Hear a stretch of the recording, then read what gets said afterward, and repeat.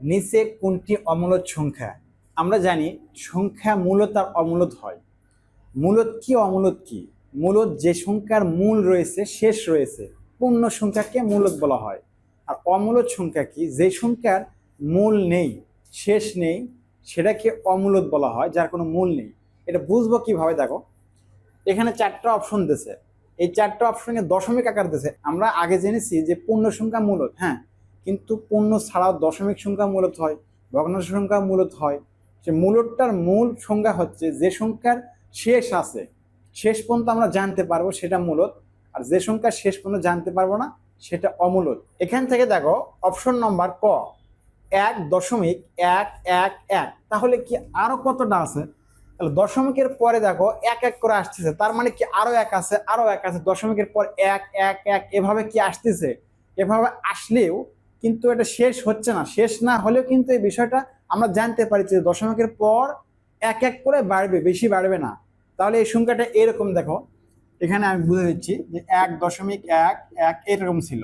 এখানে dot dot মানে অনেক কিছু, যেটাকে বলা হয় 1.1 লেখার পর দেখো এটাকে একটা পৌনঃপুনিক দিতে হয়। তার মানে কি, যে 1 দশমিকের পর এক আছে, কিন্তু একই সংখ্যা আছে, এক এক করে বাড়িছে, এখানে অন্য কোনো সংখ্যা আসবে না, সুতরাং এটা মূলদ।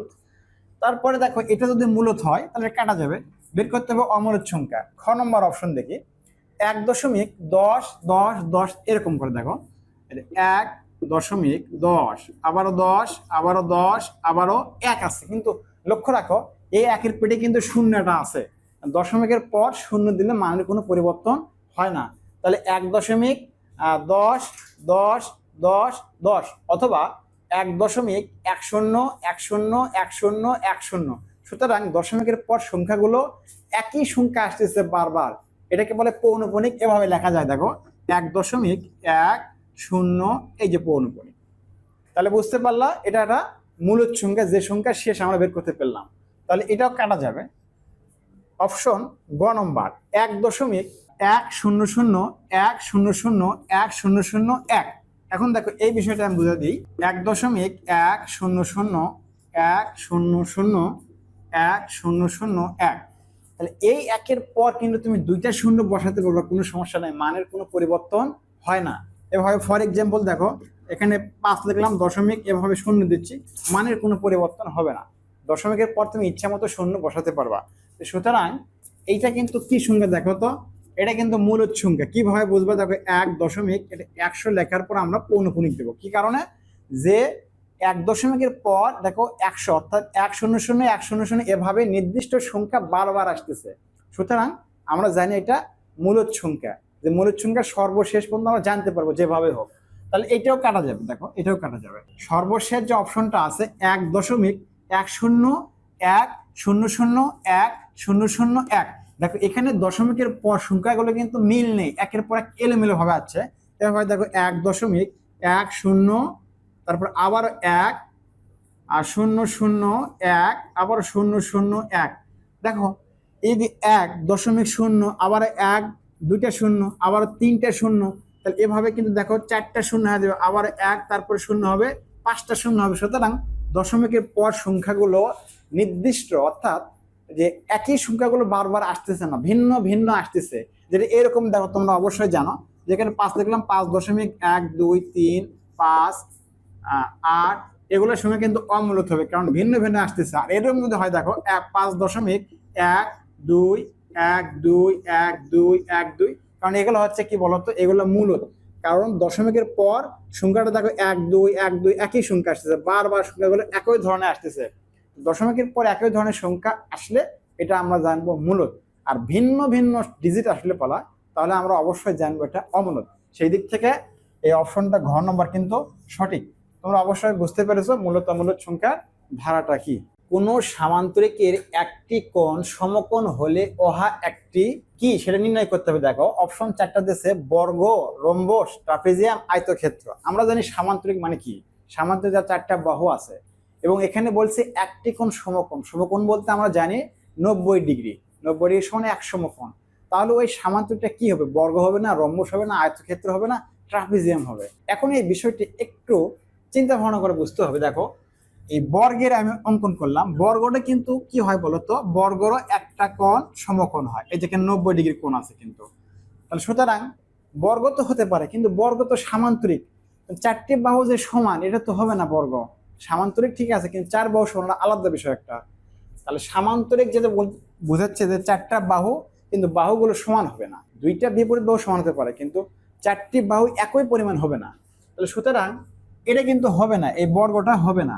তারপরে দেখো রম্বস, রম্বসও হয় না। কেন হয় না আমি বলে দিচ্ছি। দেখো এই রম্বস অঙ্কন করলে রম্বসের চারটা বাহু সমান, চারটা বাহু সমান, কোণগুলো কিন্তু অসমান। এই কোণ, এই কোণ, এই কোণ, এগুলো কোণ কিন্তু অসমান। এই কোণ আর এই কোণ মিল আছে, এই কোণ এই কোণ মিল নাই। তাহলে এটা কিন্তু হবে না, একটা সমকোণ হতে হবে। এখানে কিন্তু একটাও সমকোণ নাই। দেখো সমকোণ হতে হলে 90 ডিগ্রি হতে হবে। তাহলে এই দিক থেকে কিন্তু এটাও হলো না।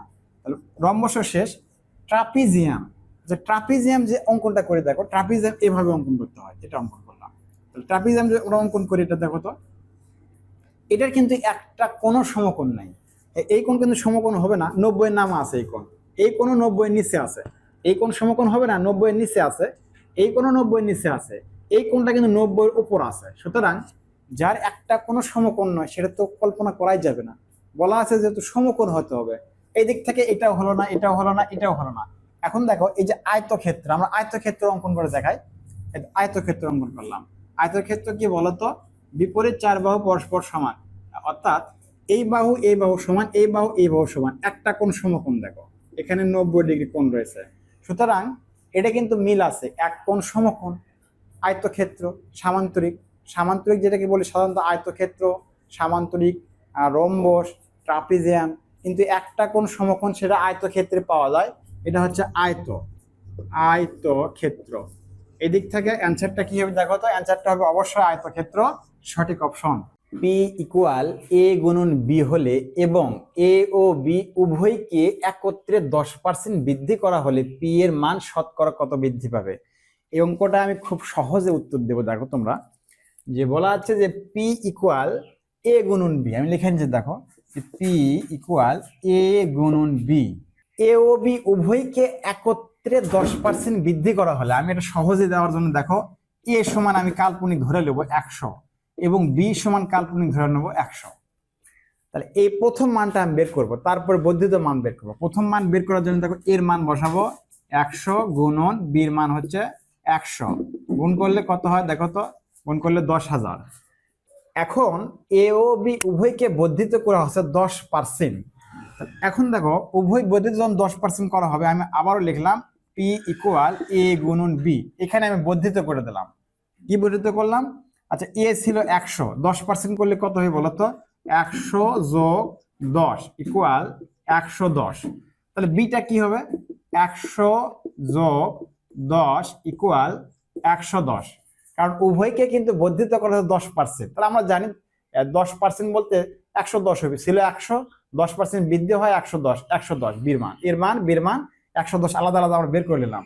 এখন এই মানটা আমরা কি করবো দেখো, এই মানটা আমরা ঠিক এখানে বসে দেব, যে 110 গুণন 110।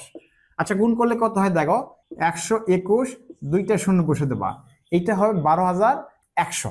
দেখো আগে কিন্তু প্রথম যেটা এ ও বি কাল্পনিক মান ধরছিলাম আমরা 100 করে, এইটা মান পেলাম 10,000 গুণ করার পর, অর্থাৎ পির মান আমরা 10,000 পেলাম, যেটাকে বলা হচ্ছে অতএব পি সমান 10,000। এখন অঙ্কে যেহেতু এ ও বি কে আলাদা করে 10% বর্ধিত করা হয়েছে, কিন্তু একত্রে না। একত্রে 10% বর্ধিত মানে কি, এ কেও 10%, বি কেও 10%। তাহলে উভয়কে 10% বর্ধিত করলাম। দেখো তাহলে এর মান আসবে 110, বির মান আসবে 110, কারণ আগের মানটা ছিল 100 করে, এই জন্য 10% বর্ধিত করা 110।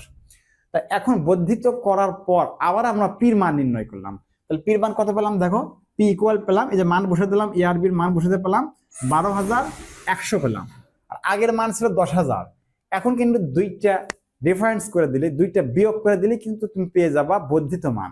তাহলে দেখো এই যে 12,100 থেকে বাদ দেবো কি, দেখো পির যে বর্ধিত মান, এখানে বলছে দেখো পির মান শতকরা কত বৃদ্ধি পাবে। এর জন্য পির মান বৃদ্ধি করার জন্য দেখো 12,100 মাইনাস 10,000, এইটা বিয়োগ করলে কত পাওয়া যাবে দেখো, এটা বিয়োগ করলে কিন্তু অবশ্যই পাওয়া যাবে এই বৃদ্ধিকৃত পির মানটা কত পেলাম, 2,100। কিভাবে পেলাম, আগের মানটা ছিল 10,000 এবং উভয়কে 10% বৃদ্ধি করার পর মান পেলাম 12,100। তাহলে 12,100 থেকে 10,000 বিয়োগ করলে কিন্তু পাবো আমরা 2,100। এটা বৃদ্ধিকৃত মান পি। কিন্তু এখানে মুখে বলা আছে শতকরা কত বৃদ্ধি পেলো। তাহলে এবার শতকরা দেখালে কিন্তু অ্যান্সারটা তোমার পেয়ে যাবা। দেখো এটা 2,100 বৃদ্ধি পাচ্ছে কততে, তাহলে আগে ছিল করে দেখো তো 10,000। তাহলে এখন লিখতে পারবা 10,000-এ বৃদ্ধি পায়। কত বৃদ্ধি পায়? 2,100। দেখো 10,000-এ বৃদ্ধি পায় 2,100।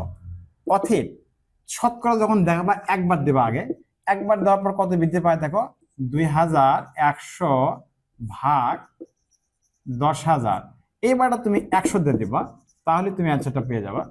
এবারে 100 দিলে দেখো তো 2,100 গুণন 100 ভাগ 10,000। কাটাকাটি করো, এই 2 শূন্য, এই 2 শূন্য, এই 2 শূন্য, এই 2 শূন্য। এবারে কত মান পারে দেখো তো 21। এটা কিন্তু 21 যে আনসার আনলাম আমরা, এটা কিন্তু প্রকৃত জেনুইন হচ্ছে 21%, মানে শতকরা দেখাচ্ছে। এই দেখো এই 100-তে কত বৃদ্ধি পেলো 21, তাহলে কিন্তু এটা শতকরা হয়ে যাবে। তাহলে এটা কিন্তু 21 মানে কিন্তু এখানে পার্সেন্ট 21 আছে, কারণ দেখো 100-তে বৃদ্ধি পেলো 21, তাহলে এই শতকরা 21, তাহলে অবশ্যই 21%। অ্যান্সারটা দেখো গ নম্বর সঠিক option. ln x divided x minus 1 এর মান নির্ণয়ের ক্ষেত্রে নিচের কোন সত্যটি প্রযোজ্য? দেখো 4টা অপশন দেওয়া আছে, 4টা অপশনের সত্য দেওয়া আছে। এখান থেকে x কি 0 মান গ্রহণ করবে, না 0 চেয়ে বড় গ্রহণ করবে, না 0-এর সমান হবে, না 1-এর সমান হবে, না 1-এর সমান হবে না। কোন সত্য প্রয়োগ করলে এখানে দেখো এটার মান নির্ণয় করা যাবে?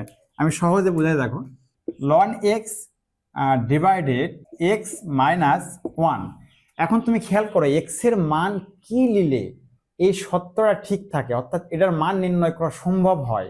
আমরা জানি লব হর, হরে কোনোদিন 0 হয় না।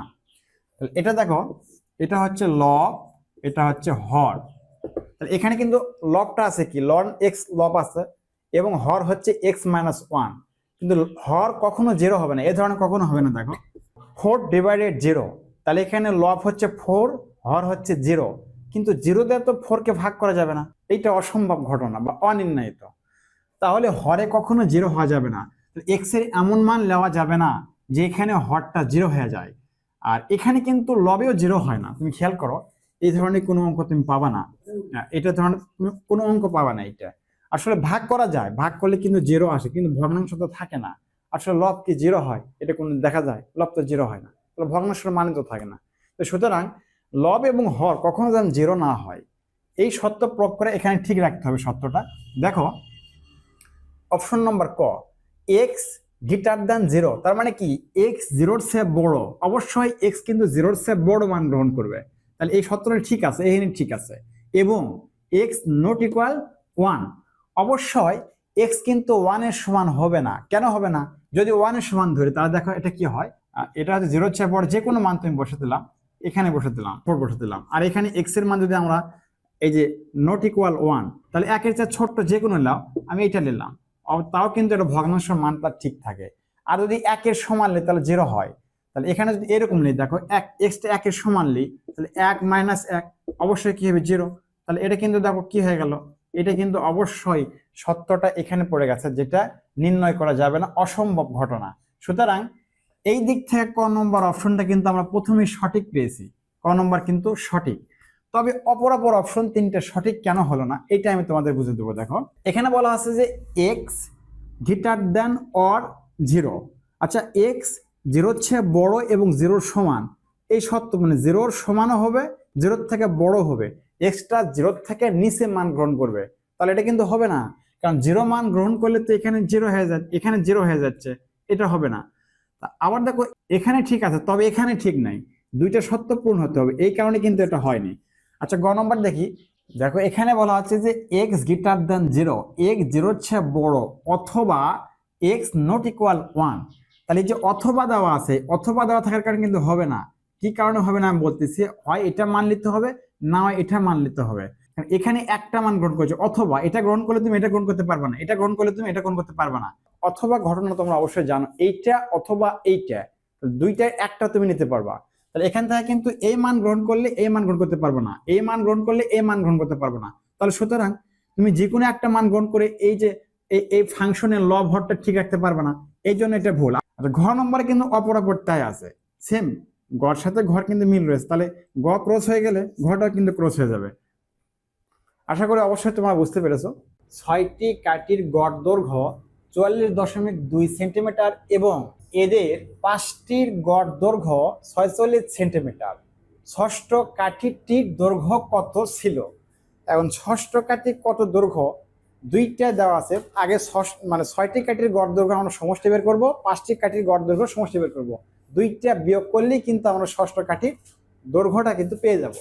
6টি কাঠির সমষ্টি গড় দেওয়া আছে কত দাও? গড় দেওয়া আছে 44.2। সমষ্টি যখন করবো আমরা অবশ্যই ওই সংখ্যাকে কি করব?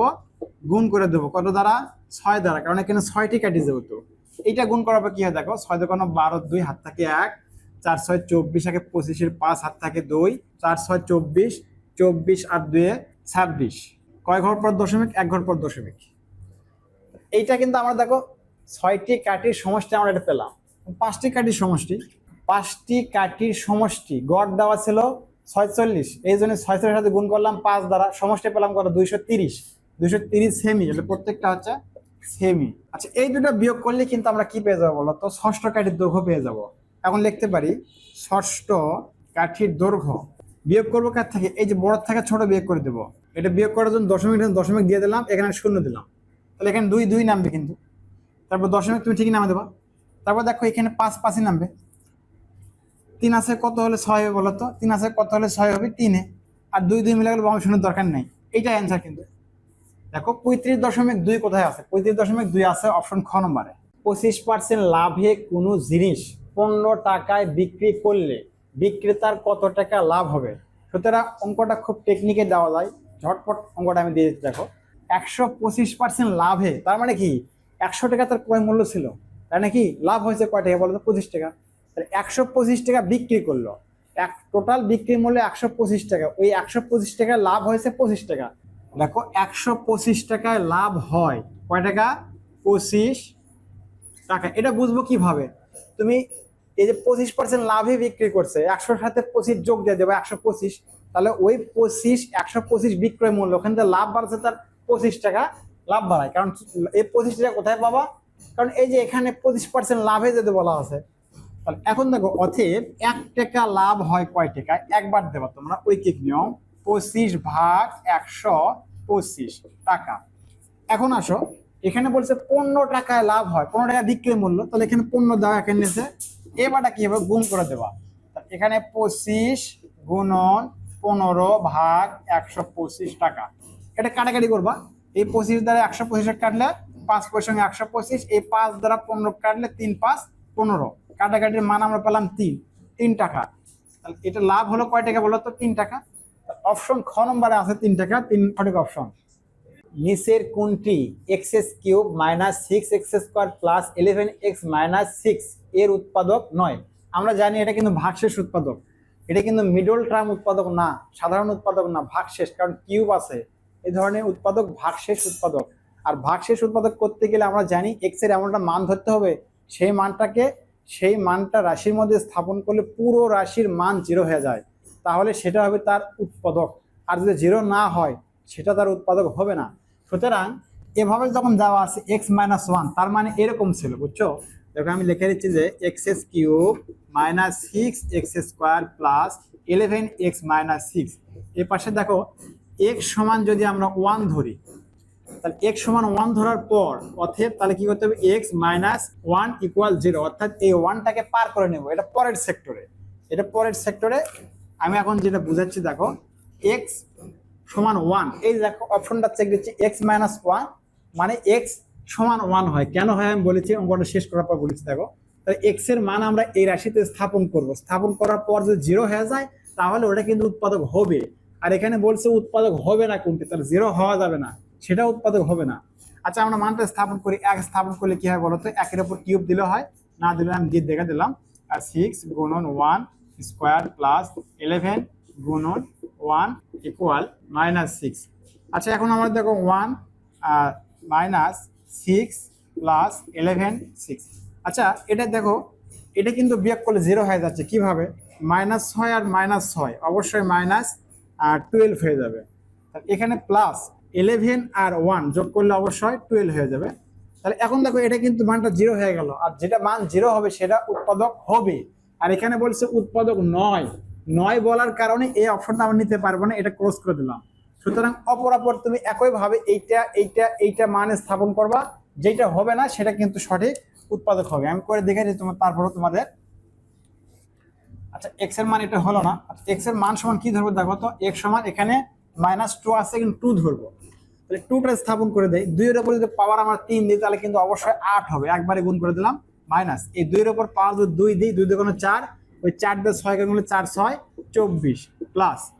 এখন দেখো এইখানে 2 বসাবো, 11 দুগুণে 22 -6। এখন এটা আমরা দেখি যোগ বিয়োগ করে 0 আসে কিনা। 22 আর 8 30, আর এখানে দেখো -24 আর -6, তাহলে এটা কিন্তু অবশ্যই যোগ হবে, তাহলে এখানে যোগ হয়ে যাবে 30। সুতরাং এটাও কিন্তু 0 হয়ে গেল, আর 0 হয়ে গেলে সেটা উৎপাদক হবে, আর এখানে হবে না বলছে, তাহলে এটা কিন্তু নেওয়া যাবে না। তারপরেরটা আমরা অবশ্যই মানটা স্থাপন করে দেখো। এখন x সমান আমরা কত নেব, x সমান নেব, x সমান 3 নেব। এই দেখো 3, এই 3টা স্থাপন করে 3 এর উপর পাওয়ার 3 থাকলে অবশ্যই 27, মাইনাস এই 3 এর উপর পাওয়ার 2 দিলে 3 3 9, 9 আর 6 গুণ করলে 6 9 54। এখন দেখো এখানে যোগ দেব, আর x এর মান 3, 3 দিয়ে 11 গুণ করলে 3 11 33। আচ্ছা এটা আমরা যোজন বিয়োজন করতো, তাহলে কি 0 আসে কিনা দেখো তো। তাহলে 27 আর এই 33 আমরা যোগ করব, তাহলে 7 আর 3 10, আর থাকলো 1, তাহলে এই 3 আর 2 5, 5 একে 6, 60 হয়ে গেছে। আর এখানে মাইনাস, এখানে মাইনাস, অবশ্যই মাইনাস বসাতে হবে, কিন্তু যোগ করতে হবে। তাহলে 54 আর 6 কিন্তু অবশ্যই 60 হয়ে যাবে, এটাও কিন্তু 0 হয়ে গেল। সুতরাং এটাও কিন্তু তার উৎপাদক হবে। আর এখানে বলেছে 9 কোনটি, এটা কিন্তু বাদ দিয়ে দিলাম। তারপরে দেখো তারপরটা কিন্তু চেক দিলে কিন্তু অবশ্যই 0 হবে না, তারপর আমি চেক দিয়েছি দেখো। তাহলে এখানে আমরা নিব x সমান 4 নিব, 4টা স্থাপন করে দেখো, 4 এর উপর পাওয়ার 3 আছে, x³ -6x² প্লাস 11x -6। আচ্ছা 4 এর উপর পাওয়ার যদি 3 দিয়ে দিই তাহলে কি হবে বলতো, 3টা 4 গুণ করব, 4 4 4 16, 4 16 64, 64 পর মাইনাস, এখানে 4 এর উপর পাওয়ার 2, 4 4 16, 16 কে গুণ করবো আমরা কত দ্বারা বলো তো, 6 দ্বারা, 6 6 36 আর 96 পেলাম। তারপরে যোগ, এখানে x এর মান আমরা 4 বসাবো, 4 দ্বারা 11 গুণ করবো 44 -6, যা থাকলো তাই। এখন এটা আমরা যোগ বিয়োগ করে দেখবো 0 হয় কিনা। আচ্ছা আগে যোগ একটা করে থেকে দেখো তো, এই 4 আর 4 যোগ করলে 8, এই 4 আর এই 6 যোগ করলে হবে 10, 108 পেলাম। এখানে মাইনাস, এখানে মাইনাস, মাইনাস বসবে, কিন্তু যোগ হবে, দুটোর সঙ্গে মাইনাস হলে যোগ হয়। এই 6 আর এই 6, 6 6 12, 12 2 হাত থাকে 1, 9 এর সাথে 1 যোগ করে দেবো, তাহলে হবে 10। এখানে দেখো কত, 108, এর এখানে 102, এটা কিন্তু কোনোদিন 0 হবে না, এটার সমান 0 লেখা যাবে না। তাহলে 0 লেখা না গেলে এখন দেখো, অতএব এই x ঠিকই থাকবে, 4টা পার করে দেবো, পার করলে মাইনাস, এই পাশে 0, নট ইকুয়াল 0 হওয়ার কারণে এটা কিন্তু তার উৎপাদক নয়। অপরাপর যে ক খ গ অপশনগুলো 0 হয়েছিল তাই ওটা উৎপাদক, আর এখানে বলছে উৎপাদক নয় কোনটি, এটা কিন্তু উৎপাদক নয়। অপশন ঘ নম্বর সঠিক। a less than or equal B এবং B less than or equal A হলে নিচের কোনটি সঠিক। এই চিহ্নটা অনেক স্টুডেন্ট বোঝে না, এটা বলে যে বি কি এর চেয়ে বড়, বি এর সমান এবং এর থেকে ছোট, বিটা এর মান নিবে, এ কেও নিবে, এবং এর থেকে যত ছোট্ট মান আছে সবগুলোই নিবে। এখানে আবার বলে দেখো এ বির সমান, মানে বি কেও নিবে এবং বির থেকে যত ছোট্ট মান আছে সবগুলো নিবে। এই ক্ষেত্রে দেখো এ বি দুটো সমান হয়, কিভাবে আমি বলে দিচ্ছি দেখো। এটা শুধু এত হবে না, কারণ এ গ্রেটার দেন বি দিছে, ঠিক আছে, এখানে এ বড়, এখানে আমি লিখে দিচ্ছি দেখো, এখানে হচ্ছে এটা হচ্ছে বড়, কিন্তু এখানে বড়, ঠিক আছে, কিন্তু এখানে কথা বলা আছে যে এখানে দেখো বিটা বড়, আবার এটা কিন্তু বির সমানও হয়। তাহলে এখানে এই সত্যটা এরকম, দেখো বি সমান এ, এরকম সত্য। আবার এই সত্যটা এরকম হয়, এ বির চেয়ে বড়। এই দুটো সত্য একত্রে যখন লাগায় তখন অর হয়, অর ইকুয়াল হয় যেটাকে বলা হয়। তাহলে এখানে এ বড়, ঠিক আছে, এখানে যে বি বড়, দেখো এই সত্যটা দেখো তো, এই সত্যটা হচ্ছে বিটা কি হয়ে গেল, বিটা হয়ে গেল বড়। তাহলে এটা তার মানে কি, এই তো বি বড়, আবার এ ইকুয়াল বি, দেখো দুইটা সত্য পেলাম। আমরা যে বিষয়টা বোঝাতে যাচ্ছি সেটা হচ্ছে এটা কিন্তু ইকুয়াল অর, এখানে হচ্ছে লেস দ্যান অর, এটা অর মানে যখন ভেঙে লিখবো তখন ইকুয়াল দিব। তাহলে বি ইকুয়াল এ পেলাম, আবার এটাকে যখন ভেঙে লিখলাম, লেখার পর এর নিচের অরকে ভেঙে লিখলাম সমান দিয়া, তাহলে এটা কি পেলাম, এ ইকুয়াল বি পেলাম। তাহলে এখানে এ ইকুয়াল বি, এখানে বি ইকুয়াল এ, তাহলে অবশ্যই কিন্তু এ ইকুয়াল বি, বি ইকুয়াল এ, তাহলে এই দুটো কিন্তু সমান। তাহলে এই সত্যটা কোথায় পূরণ হচ্ছে, গ নম্বরে এ ইকুয়াল বি, এই গ নম্বর সঠিক অপশন। এটা কিন্তু হবে না, শুধু এ বড় করছে, হবে না। আবার এখানে নোট ইকুয়াল বি করছে, তাহলে এ বির সমান নয়, এটা কিন্তু ভুল আছে, কারণ এটা তো এ বির সমান হয়ে গেল। দেখো সত্যটা আমি ভেঙে দিছি, এই লেস দেন ঠিকই রাখছি, আবার এই অরটাকে সমান দিয়ে লিখছি, এই লেস দেন ঠিকই রাখছি, দেখো এই যে ঠিকই রাখছি, অরটাকে সমান দিয়ে লিখছি। সুতরাং এখানে এ ইকুয়াল বি সত্যটা প্রযোজ্য। 2 সেন্টিমিটার ব্যাসার্ধ বিশিষ্ট বৃত্তের কেন্দ্র হতে 5 সেন্টিমিটার দূরের কোনো বিন্দু হতে অঙ্কিত স্পর্শকের দৈর্ঘ্য কত সেন্টিমিটার। আমি এই অঙ্কটা জ্যামিতিক চিত্রে দেখাচ্ছি, দেখো খুব সহজ করে। আচ্ছা, আগে একটা বৃত্ত অঙ্কন করলাম, কারণ বৃত্তর কথাই বলা আছে, বৃত্ত অঙ্কন করলাম, বৃত্তর কেন্দ্র এইটা। এখন বলা আছে যে কেন্দ্র হতে 5 সেন্টিমিটার দূরে, তাহলে এই কেন্দ্র থেকে তুমি এখানে 5 সেন্টিমিটার দূরে এখানে গেলা, আনুমানিক আমি নিলাম না, স্কেল নাম মাপলাম না, আনুমানিক 5 নিলাম। তাহলে এটার দূরত্ব করে দেখো, এই রেখার দূরত্ব হচ্ছে, এই রেখার দূরত্ব হচ্ছে 5। এখন যেটা বলা হচ্ছে যে এখানে যে দূরত্ব পেলাম, এখান থেকে দূরত্ব পেলাম, এই বিন্দু থেকে বৃত্তের উপর অঙ্কিত স্পর্শ অঙ্কন করতে হবে, বৃত্তের উপর স্পর্শ অঙ্কন করতে হবে। তুমি এই স্পর্শ এখানে আঁকতে পারবা, এখানেও আঁকতে পারবা, তোমার ইচ্ছা।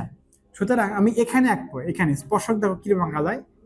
স্পর্শক তোমরা জানো বৃত্তকে স্পর্শ করবে, এখানে স্পর্শ করছে, আমি হাত দেখছি, তোমার স্কেল দেখবা, বা এটা তো আঁকার প্রয়োজন নেই, অ্যান্সার বোঝার জন্য বলতেছি। তাহলে স্পর্শ অঙ্কন করলাম। এখন খেয়াল করো তো, তাহলে এই যে ব্যাসার্ধ, এই ব্যাসার্ধের পরিমাণ কত, ব্যাসার্ধের পরিমাণ 2 আছে।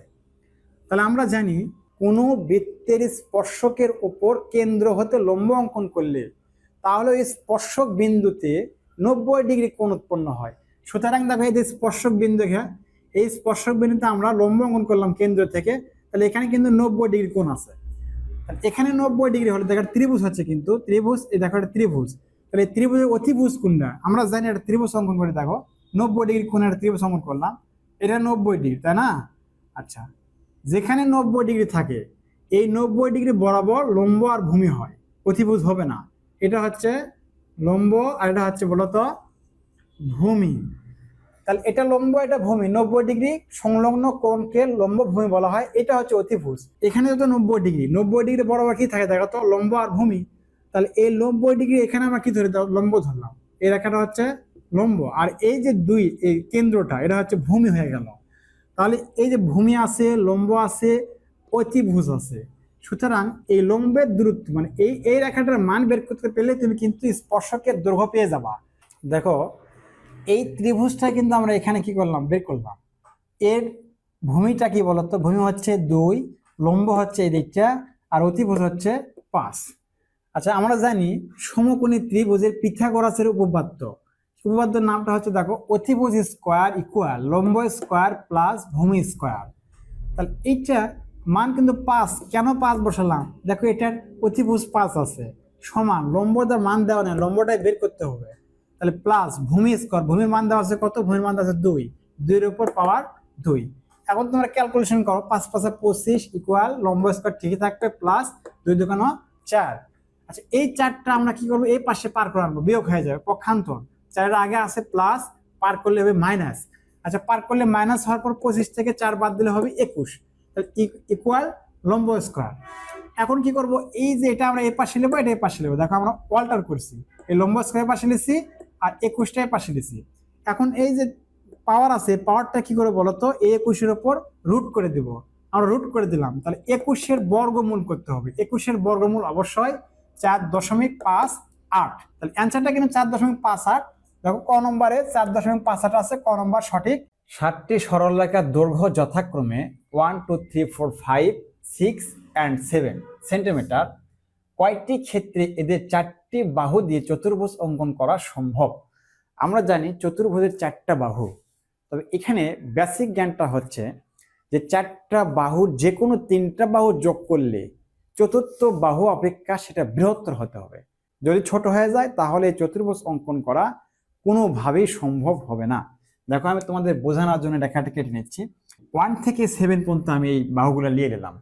চতুর্ভুজের 4টা বাহু, যে কোনো এটা আমি চতুর্ভুজ অঙ্কন করলাম, এটা চতুর্ভুজ এরকম হতে পারে, তোমাদের ইচ্ছা মতো অঙ্কন করতে পারবা। আচ্ছা, এখানে 4টা বাহু, এই বাহু যে যোগ করো আর এই বাহু যোগ করো, এই যে চতুর্থ বাহু, এই বাহু অপেক্ষা এই 3টা বাহুর সমষ্টি কিন্তু বড় হতে হবে। এটা দেখো এরকম এ বি সি ডি। এখন এই 3টা বাহুর সমষ্টি করো তো, A plus B plus C greater than D, এইটা হতে হবে। যদি এটা হয় তাহলে কিন্তু অঙ্কন করা সম্ভব হবে না। যদি এটা হয়ে যায় তাহলে অঙ্কন করা সম্ভব হবে না, কারণ 3টা বাহুর সমষ্টি চতুর্থ বাহু অপেক্ষা বৃহত্তর হতে হবে। তাহলে 7টি বাহু দিছে আর বলছে এখানে কোন ক্ষেত্রে অঙ্কন করা সম্ভব নয়, যেটা নয় সেটা আমরা বের করব, অঙ্কন করা সম্ভব সেটা বের করব না, কারণ অপশনে আমাদের বের করতে হবে কয়টি ক্ষেত্রে সম্ভব নয়। আচ্ছা, আমি দেখো এটা বোঝানোর জন্য এই প্রথম বাহু নিলাম 1 যোগ 2 যোগ 3, আচ্ছা ইকুয়াল, এটা আমি যোগ করে দিলাম। এটা যোগ করলে কত হয় দেখো তো, 6 হয়ে যাবে। তাহলে এটা 6 যখন হয়ে যাবে, তাহলে এখন দেখো এইটা যখন 6 হয়ে যাবে, 3টা বাহুর সমষ্টি করার পর 6, আর যদি 7 আমি চতুর্থ বাহু নিই, এটা কিন্তু প্রথম বাহু, দ্বিতীয় বাহু, তৃতীয় বাহু, আর 7টা নিলাম চতুর্থ বাহু, তাহলে কিন্তু দেখো সত্যটা কিন্তু পূরণ হয় নাই, কারণ 3টা বাহুর সমষ্টি কিন্তু বড় হতে হবে, আর ছোট হয়ে গেলে এটা অঙ্কন করা সম্ভব হবে না। ক্রস দিয়ে দিছি, তাহলে দেখো এই ক্ষেত্রে কিন্তু অঙ্কন করা সম্ভব নয়, এটা আমি ক্রস দিয়ে দিলাম।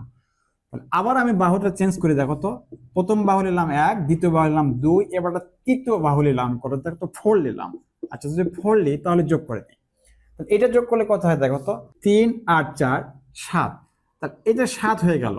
আচ্ছা 7 হলো, আর চতুর্থ বাহু নিলাম আবারও 7 নিলাম, চতুর্থ বাহু আবারও 7 নিলাম, তাহলে এই ক্ষেত্রে দেখো দুটো ইকুয়াল হয়ে গেল।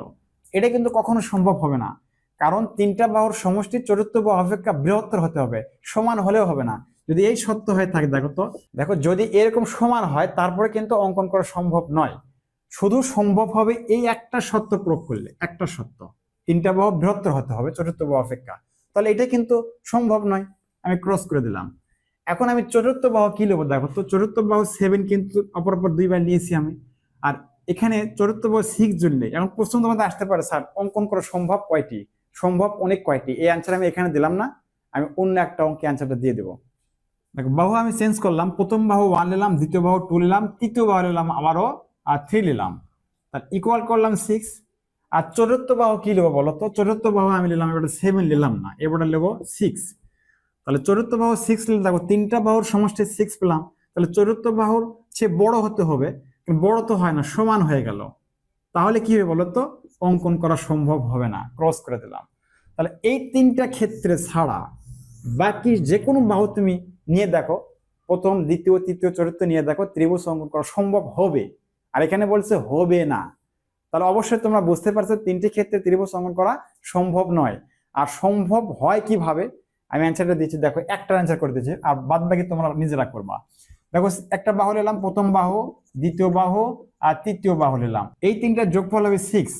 তাহলে এখন 6 যদি হয়ে থাকে, তাহলে এখানে আমি দেখো চতুর্থ বাহু নিলাম কত, চতুর্থ বাহু 5 নিলাম, তাহলে অবশ্যই কিন্তু দেখো 6টা কি হবে, বড় হয়ে যাবে, তৃতীয় বাহুর সমষ্টি চতুর্থ বাহু অপেক্ষা বৃহত্তর হয়ে গেল, এই ক্ষেত্রে অঙ্কন করা সম্ভব হবে। তোমরা এভাবে দেখো আরো কিন্তু অনেক ক্ষেত্রে অঙ্কন করা সম্ভব হবে। সম্ভব হবে কয় কয় ক্ষেত্রে তোমরা এটা অবশ্যই বের করবা, কারণ কোশ্চেন যদি একটু ঘুরিয়ে দেওয়া থাকে যে 7টি বাহু দিলাম কয়টি ক্ষেত্রে ত্রিভুজ আঁকা সম্ভব হবে, তখন তোমরা কি করবা। আমি এখানে ফুলফিল আনসারটা দিলাম না, শুধু একটা দেখে বুঝে দিলাম যে এভাবে কিন্তু অনেকবার সম্ভব হবে অঙ্কন করা। যা হোক, কেন অপশন নম্বর খ নম্বর সঠিক। নিচের কোনটি বৃত্তস্থ চতুর্ভুজ হয় না? দেখো বর্গ, আয়ত, ট্রাপিজিয়াম, রম্বস, এই 4টা জ্যামিতিক চিত্রটা দেখো, এটা সেটা বৃত্তর মধ্যে স্থাপন করা যায় কিনা, যেটা স্থাপন করা যাবে না সেটা হবে সঠিক, আর যেটা স্থাপন করা যাবে সেটা সঠিক হবে না, কারণ বলতেছে বৃত্তস্থ চতুর্ভুজ নয়, চতুর্ভুজের 4টা বাহু। তাহলে আমরা খেয়াল করি, একটা বৃত্ত অঙ্কন করলাম, আগে বৃত্তর কেন্দ্র নিলাম, বলতেছে এখানে বর্গ, বর্গটাকে বৃত্তের মধ্যে আঁকা যায়। আচ্ছা বর্গটাকে আঁকি তো, বর্গ 4টা বাহু তাই কি না, এখানে একটা বাহু আঁকলাম, এখানে একটা বাহু আঁকলাম, এইটা বাহু আঁকা দিলাম, দেখো অবশ্যই কিন্তু আঁকা যায়। আমি হাত দিয়ে আঁকিছি, একটু দেখতে লাগতেছে, কিন্তু আসলে 4টা বাহু সমান আছে বর্গের। কেন এটা বুঝবা কিভাবে, দেখো এই 4টা বাহুর যে 4টা কোণ, এই 4টা কোণে কিন্তু বৃত্তের উপরে স্পর্শ মানে স্টাচ খেতে হবে, এখানে স্টাচ খাচ্ছে, এটা এটা এটা স্টাচ খাচ্ছে, তাহলে সুতরাং এটা বৃত্তের মধ্যে আঁকা যায় বা বৃত্তের মধ্যে স্থাপন করা যায়, তাহলে এটা কিন্তু হবে না। এখন দেখো তারপরে আমি আয়টা বৃত্ত অঙ্কন করে নিলাম, এইবারটা আঁকবো যেটা, এটা কিন্তু হবে না। আচ্ছা আয়তর কয়টা বাহু বলতো? আয়তর 4টে বাহু, কেন্দ্র দিলাম এটা, এইটা দিলাম, এটা দিলাম। দেখো প্রত্যেকটা আঁকা যাচ্ছে, এখানে আঁকা গেল আয়ত, কারণ আয়ত 4টা বাহু 4টা কোণ, 4টা কোণে বৃত্তকে স্পর্শ করছে, সুতরাং এটাও আঁকা যায়। তাহলে এ আয়ত হবে না। আচ্ছা ট্রাপিজিয়ামে কয়টা বাহু বলতো? ট্রাপিজিয়ামে 4টা বাহু, আমি বৃত্ত অঙ্কন করলাম, বৃত্ত কেন্দ্র। আচ্ছা 4টা বাহু ট্রাপিজিয়াম আঁকতে হয় কিভাবে তোমরা অবশ্যই জানো। ট্রাপিজিয়াম আঁকতে হয় দেখো এরকম দুইভাবে আঁকা যায়। ট্রাপিজিয়াম আঁকলাম আমরা, এটা ছোট করলাম, এই বড় করলাম, আর এটা করবো ছোট। দেখো ট্রাপিজিয়াম, এটা কিন্তু ট্রাপিজিয়াম। তাহলে ট্রাপিজিয়ামের 4টা যে কোণ, 4টা কোণে কিন্তু বৃত্তকে টাচ করছে, সুতরাং এই ট্রাপিজিয়ামকে বৃত্তের মধ্যে স্থাপন করা যায়, এটাও হবে না। আচ্ছা রম্বস এবার স্থাপন করে দেখো কি হয়। এটা বৃত্ত অঙ্কন করলাম, কেন্দ্র নিলাম। আচ্ছা রম্বসের বৈশিষ্ট্য আমরা জানি, রম্বসের 4টা বাহু সমান কিন্তু কর্ণগুলো অসমান। তাহলে এই 4টা অঙ্কন করবো, দেখো এখানে বাহু নিলাম, এখানে যদি আমি কিভাবে অঙ্কন করতে হবে, এখানে বাহু এটা অঙ্কন করলাম, এটা করলাম। তাহলে আমরা জানি রম্বসের কিরকম হয়, এরকম রম্বস হয়, তাই না? এরকম হয়, এরকম যদি হয় দেখো তো, রম্বস আঁকতে পারবো না তুমি, দেখো রম্বস কোনোভাবে আঁকা যায় না। এরকম হলে দেখো এই যে এই কোণটা বা এই কোণটা, এটা কিন্তু কখনো বৃত্তকে স্পর্শ করে না। আচ্ছা আমি আবার চেষ্টা করি, এটা হচ্ছে রম্বস, রম্বসের 4 বাহু সমান, এই কোণে এই কোণ সমান, এই কোণে এই কোণ সমান, কর্ণগুলো অসমান। তাহলে এই রম্বসকে তুমি বৃত্তের মধ্যে তুলতে পারবে না, যতই চেষ্টা করো। আমি চেষ্টা করি দেখি তোলা যায় কিনা, কোনোভাবে তুলতে পারবে না। তাহলে এখানে যদি দেখো তুমি এখান থেকে কিভাবে আঁকবা, এ রেখা আঁকলা, এ রেখা আঁকলাম, এটা আঁকলাম, ঠিক আছে এটা আঁকলাম। আচ্ছা এটা যখন আঁকবো দেখো, এটা আঁকলে চলে যায় কোথায়, এটা চলে যায়। আচ্ছা যখন এটা আঁকবো দেখো এই রেখা কিন্তু সমান, যখন এটা কিন্তু স্পর্শ করবে না, এটা যদি স্পর্শ করে দাও দিলা, তাহলে এটা কেমনি দেবা দেখো তো, এই রেখাটা কিন্তু এই দিক হবে, তাহলে এই রেখা এই দিক হলে দেখো এখানে স্পর্শ আর হচ্ছে না, আঁকা যায় না। তুমি যদি এরম দাও তাহলে কিন্তু হবে না, তাহলে কিন্তু রম্বস হয়নি, দেখো রম্বস হয়নি, এটা ট্রাপিজিয়ামের কাছে চলে গেছে। সুতরাং তুমি এই রম্বসটা এর মধ্যে তুলতে গেলে এরকম করতে হবে, আর তুলতে গেলে দেখো এই যে একটা কোণ, এই কোণটা কিন্তু বৃত্তকে স্পর্শ করেনি, বৃত্তকে টাচ করেনি, সুতরাং এই রম্বসটাকে বৃত্তের মধ্যে স্থাপন করা যাবে না। তাহলে সঠিক অপশনটা কোনটা দেখো তো, রম্বস হবে, চতুর্ভুজ নয় কোনটা, অপশন ঘ নম্বর সঠিক। Sine into 9π/2 plus theta equal কত? এই অঙ্কটা আমরা কিভাবে সমাধান করব? দেখো সমাধান করার জন্য এখানে সাইন দেওয়া আছে আর এখানে পাই দেওয়া আছে, এই পায়ের কিন্তু মান আছে, এই মান বসে দেওয়ার পর সাইনের যে কোণ গ্রহণ করবে সেটা জোড় না বেজোড় দেখতে হবে। আচ্ছা এটার জন্য আগে আমি দেখো এটা একা নিলাম, তোমরা জানো এই সম্পর্কে এটা কি, এইটা হচ্ছে চতুর্ভাগ অথবা কোয়ার্টার ড্যান। এখানে কি থাকে, এখানে হচ্ছে অল প্রথম ভাগ, এইটা হচ্ছে দ্বিতীয় ভাগ, এইটা হচ্ছে তৃতীয় ভাগ, এইটা হচ্ছে চতুর্থ ভাগ। এই ঘরে প্রথম ঘরে পজিটিভ মান গ্রহণ করে সবগুলোই, এটা সাইনও গ্রহণ করবে, কসও গ্রহণ করবে, ট্যানও গ্রহণ করবে। এই ঘরে কার অবস্থান, এইটা কিন্তু সাইনের অবস্থান, সাইন পজিটিভ আর অন্যান্য নেগেটিভ। দেখো আমি লিখে দিচ্ছি সাইন, মানে সাইনের নিজের ঘর এটা। তাহলে সাইনের নিজের ঘর এইটা হওয়ার কারণে অন্যান্য অবস্থান যদি এই ঘরে পড়ে তাহলে সে নেগেটিভ গ্রহণ করবে, আর সাইনটা কিন্তু পজিটিভ গ্রহণ করবে, নিজের ঘরে পজিটিভ। আবার এই সাইনটা যদি অন্য ঘরে যায় তাহলে নেগেটিভ হবে। আর তৃতীয় ভাগ এখানে রয়েছে ট্যান, ট্যানের নিজের ঘর পজিটিভ আর অন্য ঘরে ট্যান অবস্থান করলে নেগেটিভ।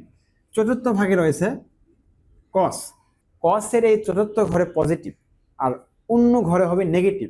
তবে এই যে প্রথম ঘর অর্থাৎ প্রথম অবস্থান, এই অবস্থানে সবগুলাই পজিটিভ, অল, এই জন্য আমি অল লিখে দিছি, অল মানে সবগুলোর মধ্যে আছে। এখন এটা তোমরা মনে রাখবা কিভাবে, এটা মনে রাখার জন্য টেকনিক দেখো, অল স্টুডেন্ট টেক কেমিস্ট্রি, এই অল মানে কি সবগুলোই, এই সাইন কস ট্যান এই সবগুলোর রয়েছের মধ্যে। দেখো আমি লিখে দিচ্ছি sine plus cos plus tan. Student মানে কি, স্টুডেন্টের এস, তো এস দ্বারা কি শুরু হবে জানো, এস দ্বারা শুরু হবে সাইন। টেক কি, টেকের প্রথম বর্ণ টি, তাহলে টি মানে কি বলতো ট্যান, এটা মিলানোর জন্য। আর এইটা দেখো কেমিস্ট্রি, কেমিস্ট্রির প্রথম বর্ণ সি, তাহলে এটা হবে কস। তাহলে অবশ্যই দেখো যে এই প্রথম ঘরে সবগুলো থাকে পজিটিভ, আর এই সাইন ট্যান কস তাহলে মিল থাকবে। দেখো এই যে অল স্টুডেন্ট, এটা প্রথম ভাগ, এটা দ্বিতীয় ভাগ, এটা তৃতীয় ভাগ, এটা চতুর্থ ভাগ। জাস্ট এটা কিন্তু মনে রাখার জন্য একটা কৌশল বা টেকনিক। এখানে যে অঙ্কটা দেওয়া আছে এখানে সমাধান করে দেখাচ্ছি। দেখো এই জায়গায় অঙ্কটা আমি লিখলাম যে সাইন ইন্টু 9π ডিভাইডেড 2 যোগ থিটা। আচ্ছা এখন খেয়াল করে দেখো এই যে পাই, এই পায়ের মানটা কি আছে? পায়ের মান হচ্ছে 180 ডিগ্রি। এটা তোমাদের জানতে হবে, পায়ের মান 180 ডিগ্রি। তাহলে ঠিক পায়ের জায়গায় 180 আমরা স্থাপন করব। 180 ডিগ্রি 2 প্লাস থিটা। এই 2 দ্বারা আমরা 180-কে ভাগ করে পেলাম 90। তাহলে এখানে আসতে থাকলো কি 9 গুণন 90 ডিগ্রি প্লাস থিটা। এখন আমরা কি করব দেখো, এখন এই সাইন কি পরিবর্তন হবে না হবে না? আর সাইন কি পজিটিভ মান গ্রহণ করবে না নেগেটিভ মান গ্রহণ করবে? খেয়াল করো। তাহলে সাইনকে ঘুরে, সাইনের সাথে আছে কত ডিগ্রি দেখো তো, এখানে আছে সমকোণ, এই যে 90 ডিগ্রি মানে সমকোণ, এটা আছে 9 বার, তাহলে 9 সমকোণ আছে, 9 সমকোণ আছে প্লাস থিটা আছে। তার মানে এই 9 সমকোণে যে পরিমাণ হবে সেটার সাথে আবার থিটার যে কিছু পরিমাণ কোণ আসবে, এখানে দেওয়া নাই, সেটা এখানে যোগ হবে। তাহলে সুতরাং এটা কোন ঘরে আছে এটা আমাদের বের করতে হবে। এখন এর অবস্থানটা এই চতুর্ভাগের কোন ঘরে? এই সমকোণ। তাহলে এখানে কোণ দেওয়া আছে কিন্তু প্রত্যেকটা সমকোণ। তাহলে এই সমকোণটা কিভাবে পরিবর্তন হবে দেখো, অর্থাৎ এখানে যে সমকোণ দেওয়া আছে এই সমকোণের পরিমাণ করে দেওয়া আছে 9 দ্বারা গুণ করা আছে। তাহলে 9 দ্বারা গুণ করলে কি হয়, আর যেটা হবে সেটা কিন্তু এই অবস্থানে ঘূর্ণয়মান থাকবে, অথবা সহজভাবে এই 90 ডিগ্রি 9 বার ঘূর্ণয়মান করবো আমরা। তাহলে এখানে দেখো শুরু করলাম এখান থেকে, একবার, 2 বার, 3 বার, 4 বার, 5 বার, 6 বার, 7 বার, 8 বার, আর 9 বার। আবার নিজ অবস্থানে কিন্তু অবস্থান করছে এখানে। তাহলে এখানে কিন্তু পজিটিভ হওয়ার কথা, হ্যাঁ পজিটিভ। কিন্তু বিষয়টা এখন দেখো, এখানে তো পজিটিভ হবে, সাইনে এখানে পজিটিভ হবে, এখানে পজিটিভ হবে। তার মানে এটা তার এই ওয়ালে সবগুলো পজিটিভ, আবার নিজের ঘরে পজিটিভ সাইন যেহেতু। তাহলে এখানে অবস্থান করছে কিন্তু এখানে থিটা যোগ করা আছে। দেখো এই থিটা যোগ করা আছে মানে কি, কিছু না কিছু যোগ হবে, সেটা যে পরিমাণে যোগ হোক সেটা কিন্তু এই ঘরে আর থাকবে না, চলে আসবে এই ঘরে। কারণ এখানে আছে 9 গুণন 90 ডিগ্রি আছে এই পরিমাণ, এটার সাথে কিছু যোগ করবো, যখন তুমি সামথিং কিছু যোগ করবা এই ঘরে আর থাকবে না, এই ঘরে আসবে, এখানে অবস্থান করবে। এখানেও কিন্তু তোমার পজিটিভ মান গ্রহণ করবে, কারণ সাইনের নিজস্ব ঘর পজিটিভ। তাহলে সাইনটা কি হয় বলতো, প্লাস পজিটিভ মান গ্রহণ করবে। এখন সাইন পরিবর্তন হয়ে অন্য কিছু হবে না হবে, এইটা এখন চিন্তা। মনে রাখবা যে সাইনের সাথে যে সমকোণ থাকবে সেটা যদি বেজোড় হয় সেটা সাইন কিন্তু পরিবর্তন করবে। বেজোড় হলে পরিবর্তন করবে, জোড় হলে পরিবর্তন করবে না। তাহলে সাইন যেহেতু বেজোড় হচ্ছে, দেখো কিভাবে 90 ডিগ্রি এখানে 9 আছে, তাহলে 90 ডিগ্রি কয়বার আছে, 9 বার আছে, তাহলে বেজোড় আছে। বেজোড় থাকার কারণে সাইন পরিবর্তন হয়ে কি হয়, কস হয়। এটা মনে রাখতে হবে যে সমকোণ বেজোড় হলে পালা সাইনটা পরিবর্তন হয়ে কসে রূপান্তরিত হয়। তাহলে কসে রূপান্তর করলাম, এখন কি থাকে দেখো, প্লাস থিটা থাকে। এখন আমরা কি করব, তাহলে এখানে এই প্রথমে প্লাস নিলেও যা, না নিলেও তা, দেওয়ার প্রয়োজন নেই, কস লিখলাম আর থিটা যোগ করে দিলাম, থিটা হবে। এটা কিন্তু অ্যান্সারটা আমাদের বের হয়েছে, এটা হবে সঠিক অ্যান্সার। দেখো এই কস থিটা কোন অপশনে আছে, কস থিটা আছে অপশন গতে, গ নম্বর সঠিক অপশন। কোন ত্রিভুজের শীর্ষবিন্দুগুলো দিয়ে অঙ্কিত বৃত্তটির কেন্দ্রকে বলে? দেখো 4টা অপশন দেওয়া আছে, অন্তকেন্দ্র, পরিকেন্দ্র, লম্বকেন্দ্র, ভরকেন্দ্র। শীর্ষবিন্দু দিয়ে বা ত্রিভুজের শীর্ষবিন্দু নয়, বাহুগুলো দিয়ে বৃত্ত অঙ্কন করলে তখন ওই বৃত্তের যে কেন্দ্র বের হয় ওই কেন্দ্রকে বিভিন্নভাবে সংজ্ঞায়িত করা যায়, পরিকেন্দ্র, অন্তকেন্দ্র, ভরকেন্দ্র। এখানে বলা আছে শীর্ষবিন্দু দিয়ে, বাহু দিয়ে কিন্তু নয়। দেখো আমি এটা একটা ত্রিভুজ অঙ্কন করে ফেললাম, এটা যে কোনো একটা ত্রিভুজ, আমি সমকোণী ত্রিভুজে নিয়ে ফেললাম। তুমি যে কোনো ত্রিভুজ অঙ্কন করতে পারবা, কোনো সমস্যা নেই। আমি ত্রিভুজ অঙ্কন করলাম, এই ত্রিভুজের শীর্ষবিন্দু গুণ করলে দেখো তো, এই যে এই বিন্দুটা শীর্ষবিন্দু, এটা শীর্ষবিন্দু, এটা শীর্ষবিন্দু। অনেকে বোঝে যে শীর্ষবিন্দু উপরে থাকে না, তুমি এরকম ত্রিভুজ আঁকতে পারবা, কোনো সমস্যা নেই, এটা ত্রিভুজ। আচ্ছা এটা শীর্ষবিন্দু কোনটা, এটা। তুমি এই ত্রিভুজ এভাবে দিতে পারবা, কোনো সমস্যা নেই। তুমি এখানে নিয়ে আসবে, দেখো অতিভুজ তুমি এই পাশে আনলা, এই পাশে আনলা, তাহলে দেখো এই শীর্ষবিন্দু কত হলো, এটা হলো। আবার তুমি এইটা অল্টার করলা, তাহলে শীর্ষবিন্দু কিন্তু এইটা হবে। এখানে শীর্ষবিন্দু বলতে উপরের বিন্দুকে বোঝায় তা না, ত্রিভুজের যে বিন্দুগুলো, এই বিন্দুগুলোকে শীর্ষবিন্দু বলা হয়। তাহলে এই দেখো এই বিন্দু, এই বিন্দু, এই বিন্দু, এই বিন্দু দিয়ে একটা আমরা বৃত্ত অঙ্কন করব, তাহলে তার কেন্দ্রটা কি বাড়াবে? আচ্ছা এই আমি হাত দিয়ে অঙ্কন করছি, তোমরা কম্পাস দিয়ে অঙ্কন করবা। দেখো এরকম একটা বৃত্ত অঙ্কন করে ফেললাম, তাহলে এই বৃত্তের কিন্তু একটা কেন্দ্র বার আছে, কেন্দ্র ঠিক এই মাঝখানে কেন্দ্র হবে। তাহলে এই কেন্দ্রকে কি বলে? কেন্দ্রকে, এই কেন্দ্রকে অবশ্যই তোমরা লক্ষ্য করো যে এই বৃত্তকে কি বলে? ত্রিভুজের শীর্ষ বিন্দু দিয়ে অঙ্কিত বৃত্তকে পরিবৃত্ত বলা হয়। মানে ত্রিভুজের যেগুলো বিন্দু বাড়াবে এই বিন্দু দিয়ে একটা বৃত্ত অঙ্কন করলে ওই বৃত্তের নাম হচ্ছে পরিবৃত্ত। সুতরাং যে বৃত্তর নাম পরিবৃত্ত ওই বৃত্তের কেন্দ্রকে পরিকেন্দ্র বলা হবে। পরিবৃত্ত পরিকেন্দ্র, তাহলে এটা পরিবৃত্ত, এর কেন্দ্র পরিকেন্দ্র। দেখো পরিকেন্দ্র অপশন খ নম্বর আছে, খ নম্বর সঠিক। tan theta equal a divided b হলে নিচের কোনটি সত্য? দেখো sin theta equal b divided a square plus b square, cos theta equal a divided root over a square plus b square, sec theta equal a square plus b square divided a, cosec theta equal root over a square plus b square divided a। আচ্ছা এইটার কোনটা সঠিক হবে এটা বোঝার জন্য আমরা তাহলে ত্রিভুজ আগে অঙ্কন করবো। কেন? এগুলো সবগুলো গেলে ত্রিভুজের সাথে সম্পর্কিত। ট্যান লম্ব ডিভাইড কি বলতো? ভূমি। তাহলে এখানে কিন্তু এটা লম্ব, এটা ভূমি। এটা আমি দেখো সহজ করে বোঝানোর জন্য একটা ত্রিভুজ অঙ্কন করলাম। ত্রিভুজটা এরকম, লম্ব একটা ভূমি আর একটা ধরলাম অতিভুজ। আচ্ছা ট্যান থিটার মানটা কি বলতো? ট্যান থিটা আমরা যেটা জানি দেখো, আর ট্যান লম্ব, লম্ব ডিভাইডেড ভূমি। ট্যানের যে আনুপাতিক সূত্র সেটা হচ্ছে লম্ব ডিভাইডেড ভূমি। তাহলে এখানে লম্বটা কি আছে দেখো তো, লম্ব আছে এ দিলাম লম্ব, ভূমি কি আছে বি, এই ত্রিভুজে ভূমি দিলাম বি। এই রেখার মানটা বের করব আমরা, বের করলে কিন্তু এটা কোনটা সঠিক হবে বের করা যাবে। তাহলে আমরা এটা জানি এটা কত ডিগ্রি, এটা 90 ডিগ্রি। সমকোণী ত্রিভুজে পিথাগোরাস যে উপপাদ্য আছে অতিভুজ স্কয়ার ইকুয়াল লম্ব স্কয়ার প্লাস ভূমি স্কয়ার। তাহলে এই দিক থেকে দেখো আমরা লিখলাম। আচ্ছা অতিভুজ আমরা সূত্র করে দেখো তো, অতিভুজ স্কয়ার লম্ব স্কয়ার, লম্ব কত আছে? লম্ব আছে এ, এর উপর স্কয়ার প্লাস ভূমি আছে বি, বির উপর স্কয়ার। তাহলে এই যে পাওয়ার আছে এই পাওয়ারটা কি করে দেবো বলতো? রুট ওভার করে দেবো, কারণ আমাদের শুধু লাগবে অতিভুজ, অতিভুজ স্কয়ার লাগবে না। তাহলে রুট ওভার করে দিলে কি হয় দেখো, এ স্কয়ার প্লাস বি স্কয়ার।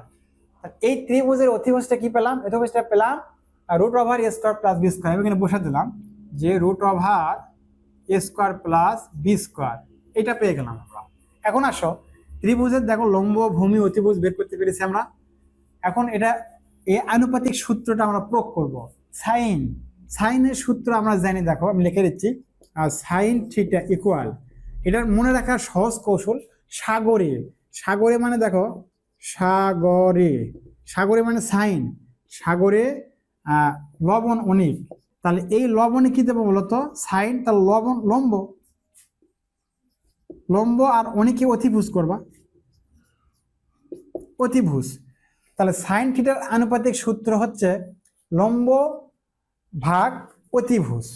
আচ্ছা তাহলে লম্ব ভাগ অতিভুজ দেখি সাইন আমরা আনুপাতিক মিলে একটা, এখানে সাইন এটা লম্ব কি দেওয়া আছে দেখো তো, লম্ব দেওয়া আছে বি, আসলে লম্ব তো না, এটা ভূমি। এই ত্রিভুজের এটা ভূমি, দেখো এটা ভূমি, কিন্তু এটা ভূমি, এটা ভূমি আর এটা লম্ব। তাহলে ভূমি ভাগ কি দেওয়া আছে? অতিভুজ, ভুল আছে। তাহলে সাইন এটা কিন্তু হবে না, একটা আমরা অপশন ক্লোজ করেছি। দ্বিতীয় অপশন দেখো কস, তাহলে কসের একটা সূত্র আছে কবরে ভূত অনেক, এটা তোকে আমি লিখে দিচ্ছি, কবরে ভূত অনেক, তাই না? আচ্ছা কবরে মানে কস, সেটা নিলাম। ভূত মানে প্রথম নেবা কি বলতো? ভূমি, তাহলে এটা হচ্ছে ভূমি, আর অনেক মানে অতিভুজ। আচ্ছা দেখো তো এটা কি অনুপাত মিলান যায় কিনা, তাহলে কস, তাহলে এখানে প্রথম কি বলতো? ভূমি, আর এই যে এখানে এ, তাহলে এটা লম্ব বলেছে, তাহলে এটা তো হবে না, প্রথমবারই এটা অপশনটা ভুল। আচ্ছা তারপরের অপশন গ নম্বর দেখো, সেক। আমরা সেক থিটার সূত্র জানি, সূত্রটা কি দেখো, সেক থিটা, তাই না? আচ্ছা সেক থিটা ইকুয়াল 1 ভাগ কস থিটা, কস থিটা 1 ভাগ। আচ্ছা কস থিটার একটা আনুপাতিক সূত্র মান বসে দেবো, কস থিটা কবরে ভূত অনেক, তাহলে ভূত ভূমি, ভূমি ডিভাইডেড কি বলতো? অতিভুজ। আচ্ছা এই পাশে এসে দেখো, এখন আমরা 1 ঠিকই থবো, ভূমির মানটা কি? এই ত্রিভুজের ভূমির মান হচ্ছে বি, ভাগ অতিভুজের মানটা কি বলতো? অতিভুজের মান হচ্ছে root over A square plus B square. এটা কি করবো? ওয়াল্টার করে দিলে এ এক আছে, দিলে হয় না দিলে হয় গুণন, root over A square plus B square divided B. আচ্ছা তাহলে সেকের কিন্তু এটা হবে, আমরা বের করলাম করে দেখো তো, সেক সমান কি বের করলাম? সেক সমান বের করলাম এই যে root over A square plus B square divided B, কিন্তু এখানে দেওয়া আছে যে A square plus B square divide A, এটা তো ভুল আছে, সুতরাং গ নম্বরও ভুল। এখন আমরা ঘ নম্বর অপশন চেক দিব। কসেকের একটা সূত্র আছে, কসেকের সূত্র হচ্ছে কসেক থিটা ইকুয়াল 1 ভাগ সাইন থিটা। এটা মনে রাখবো তোমরা যে সেক থিটা 1 ভাগ কস থিটা, কসেক থিটা 1 ভাগ সাইন থিটা। আর ট্যান আর কট এটা বিপরীত করা যায়, ট্যানের বিপরীত কট আর কটের বিপরীত ট্যান, সাইনের বিপরীত কস, ওইটা আলাদা ফরম্যাট। তো এখান থেকে দেখো কসেক থিটা ইকুয়াল 1 ভাগ সাইন থিটা, তাহলে এখানে 1 ঠিকই থবো। সাইন থিটার আমরা আনুপাতিক মান বসাবো। আনুপাতিক মানটা কি? সাইন হচ্ছে সাগরের সাইন, লবণ অনেক, লম্ব ডিভাইড অতিভুজ। লম্ব কি আছে দেখো তো, এটা লম্ব আছে এ, এই যে লম্ব এ, অতিভুজ কি আছে root over A square plus B square. এখন কি করব, এই যে বড় ভাগটাকে উল্টে দিব, আমরা ভাগটাকে গুণ করলাম তাহলে ওয়াল্টার হয়, নিচেরটা উপরে যায় উপরটা নিচে আসে, তাহলে root over A square plus B square divided কি বলতো এ। দেখো এটা কি পেলাম আমরা, যে root over A square plus B square divided A. এটা কিন্তু বের করতে পারলাম কসেকের মান। তাহলে কসেকের মান যদি সঠিক হয়ে থাকে দেখো তো, root over A square plus B square divide A, অবশ্যই এটা কিন্তু সঠিক, এটা কিন্তু অ্যান্সার সঠিক পেলাম, কারণ কসেকের যে অনুপাত দেওয়া আছে এই অনুপাতটা ত্রিভুজ থেকে সম্পূর্ণ ঠিক আকার দেওয়া আছে। এই ঘ নম্বর সঠিক অপশন। এ এক্স স্কোয়ার প্লাস বি এর মান এক্স ইকুয়াল 1 হলে 1 এবং এক্স ইকুয়াল 3 হলে 25 হয়। এক্স ইকুয়াল 2 হলে এর মান কত? এর বলতে কি, এই যে রাশি, এই রাশি পুরোটার মান কত হবে যখন আমরা দুই সেক্টর থেকে এ এবং বির মান বের করতে পারবো। তাহলে এটা আমি দেখো সহজভাবে শেখাই, যে এক্স সমান কত দেওয়া আছে, প্রথমত এক্স সমান 1 হলে, এক্স সমান 1 হলে এই রাশির মানটা তখন কি হয়ে যাবে, কিন্তু 1 হবে। এই 1টা কিন্তু এখানে এক্স এর মান 1 ধরলে এই পুরো রাশির মান কিন্তু 1 নিতে হবে, যেহেতু অঙ্কে বলাই আছে। তাহলে দেখো আমি এটা নিলাম যে এই রাশিটা আমি লিখে নিই এ এক্স স্কোয়ার প্লাস বি, এখানে মানটা বসে দেবো এক্স এর মান। এক্স এর মান কত বসাবো? 1, যেহেতু 1 লিখে নিয়েছি। আচ্ছা 1 এর উপর স্কোয়ার দিলে কি হয়? 1 এ হয়, ওই 1 দ্বারা এ গুণ করলে কিন্তু এই হবে, প্লাস বি ইকুয়াল এর মানটা আমরা নিলাম 1। এই 1টাকে নিয়েছি এখান থেকে, এই যে 1 এক্স সমান 1 হলে এই পুরো রাশির মানটা হবে 1। এখানে মানটা কিন্তু এক্স এর মান 1 ধরেছি, 1 হবে স্কোয়ার, গুণ করলে 1 হবে, ওই 1 দ্বারা এ কে গুণ করলে এই হবে। একবার আমি লিখে দিলাম এ প্লাস বি ইকুয়াল 1। আচ্ছা এইটা আমরা 1 নম্বর সমীকরণ করলাম। আবার দেখো এক্স এর মান কি আছে, এক্স এর মান 3 হলে, এক্স সমান 3 হলে, এক্স সমান 3 হলে রাশির মানটা কত হবে দেখো তো, 25 হবে, এই যে 25 হবে। তাহলে আমি এই রাশিটাকে লিখে নিই এ এক্স স্কোয়ার প্লাস বি, এখানে মান বসাবো কার বলতো, এখানে মান বসাবো এক্স এর, এ গুণন এক্স এর মান 3, 3 এর উপর পাওয়ার 2 প্লাস বি এর মানটা হবে 25। কেন 25 হলো, এই যে এখানে বলা আছে যে 25 হবে। আচ্ছা এটা গুণ করে দাও, এটা গুণ করলে 3 3 9 প্লাস বি 25, 3 এর উপর পাওয়ার 3 গুণ করে দেবে 9, 9 দিয়ে গুণ করলে 9a plus B equal 25 number 2। তাহলে দেখো 1 নম্বর এবং 2 নম্বর সমীকরণ আমরা কি করব, বিয়োগ করব। তুমি চাইলে 1 থেকে 2 বিয়োগ করতে পারবা, চাইলে 2 থেকে 1 বিয়োগ করতে পারবা, কোনো সমস্যা নাই। আমি 2 থেকে 1 বিয়োগ করলাম, 2 মাইনাস 1। আচ্ছা 2 থেকে 1 বিয়োগ করবো, 2 নম্বর সমীকরণ কি আছে আমি লিখে নেব, 9a প্লাস বি ইকুয়াল 25। তারপরে দেখো 1 নম্বর সমীকরণ আছে কি, a প্লাস বি ইকুয়াল 1। আচ্ছা আমরা বিয়োগ করলে জানি যে চিহ্নের পরিবর্তন হয়, চিহ্ন আছে প্লাস হয়ে যাবে মাইনাস, চিহ্ন আছে প্লাস হয়ে যাবে মাইনাস, চিহ্ন আছে প্লাস হবে মাইনাস। এখন দেখো কাটাকাটি যায়, এখানে প্লাস বি এখানে মাইনাস বি, কেটে দিলাম।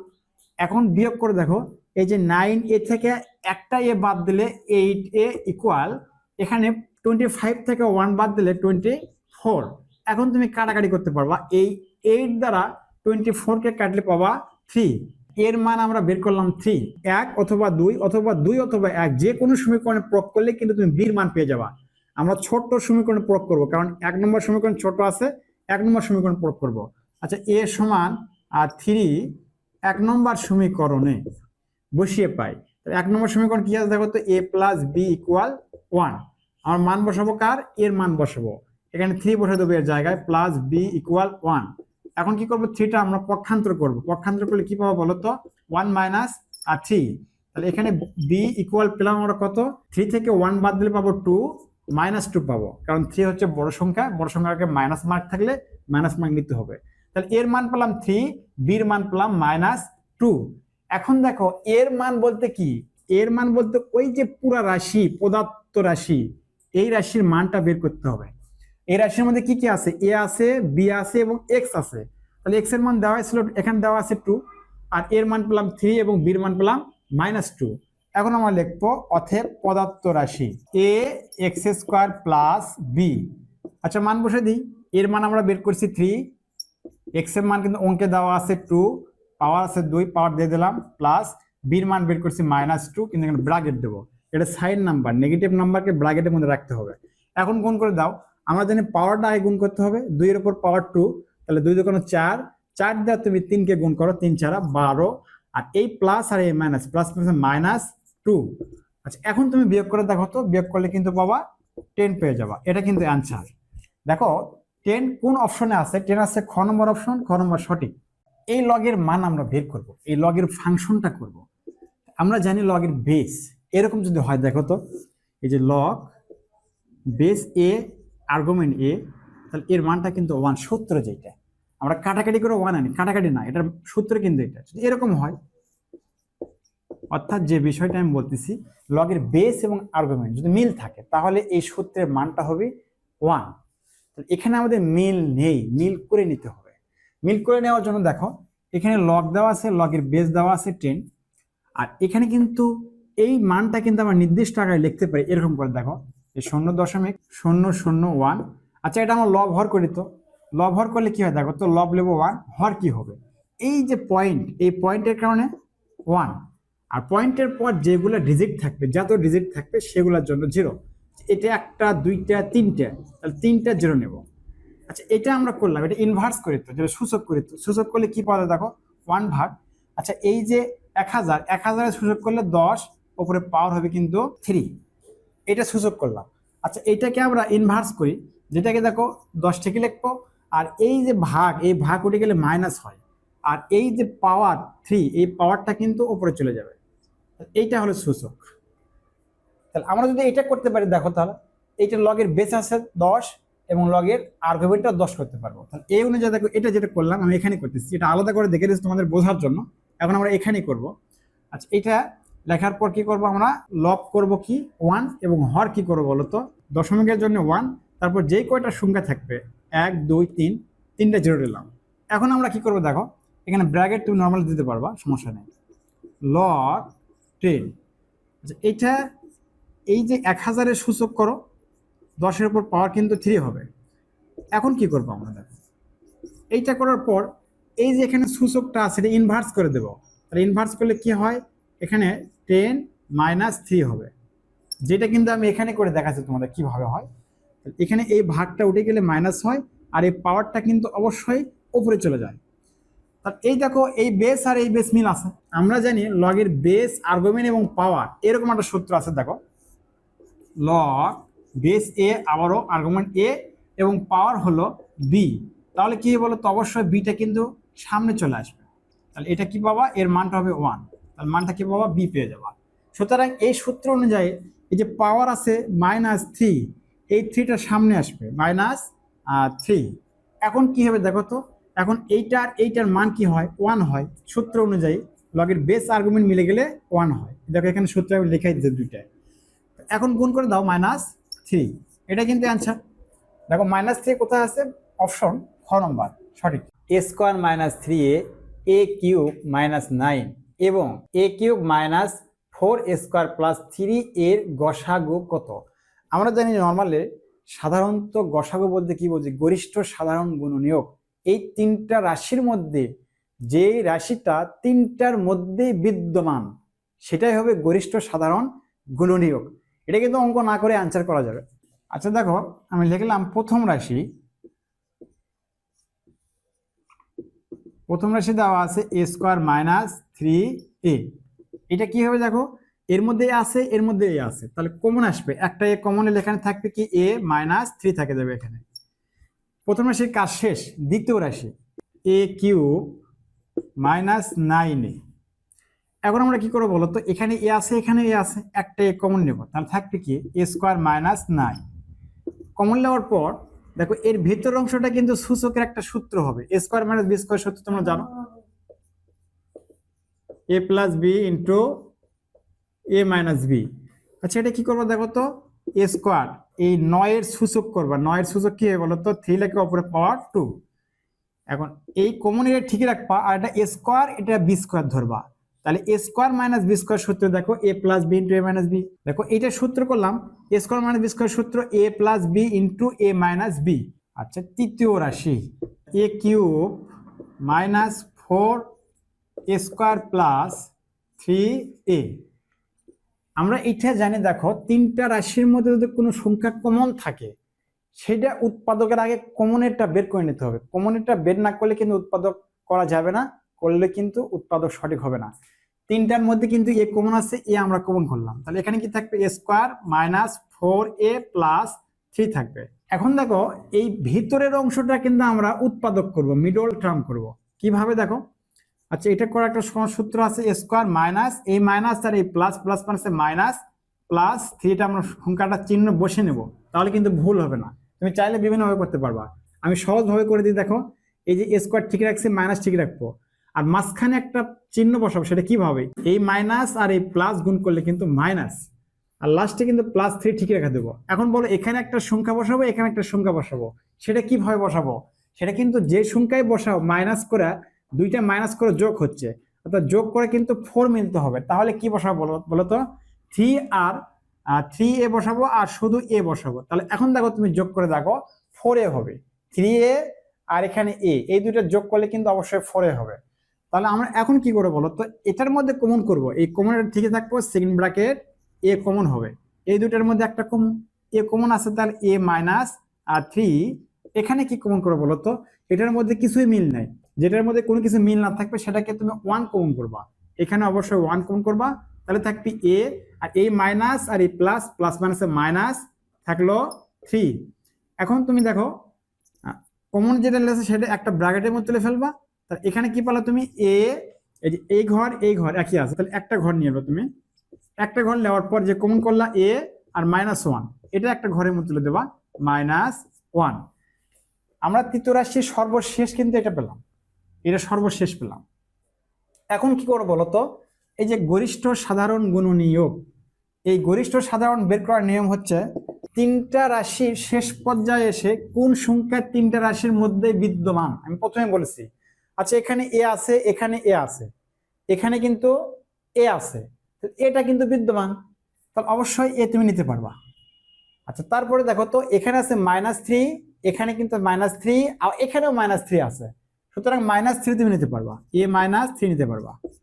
আর কিন্তু নিতে পারবা না, কেন নিতে পারবা না, এখানে আছে a+3, এখানে a+3 নাই, এখানেও নাই, এ এবং a-3 এই দুই সংখ্যাটা কিন্তু তিনটা রাশির মধ্যে বিদ্যমান, তাই গরিষ্ঠ সাধারণ গুণনীয়ক কিন্তু এটাই হবে। আচ্ছা এটা অপশন কোথায় আছে দেখো তো, এই অপশন আছে ক নম্বরে। আচ্ছা এটা সহজ ভাবে দেখো, আমি একটা বর্গ অঙ্কন করে ফেললাম, এটা একটা বর্গ। আচ্ছা বর্গের 4টা বাহু সমান, এটা তো আমাদের সবারই জানা, 4টা বাহু সমান 4টা কোণ সমান। তাহলে এখানে আমরা বাহু ধরলাম এ, তাহলে এটাও এ বাহু, এটাও এ, এটাও এ।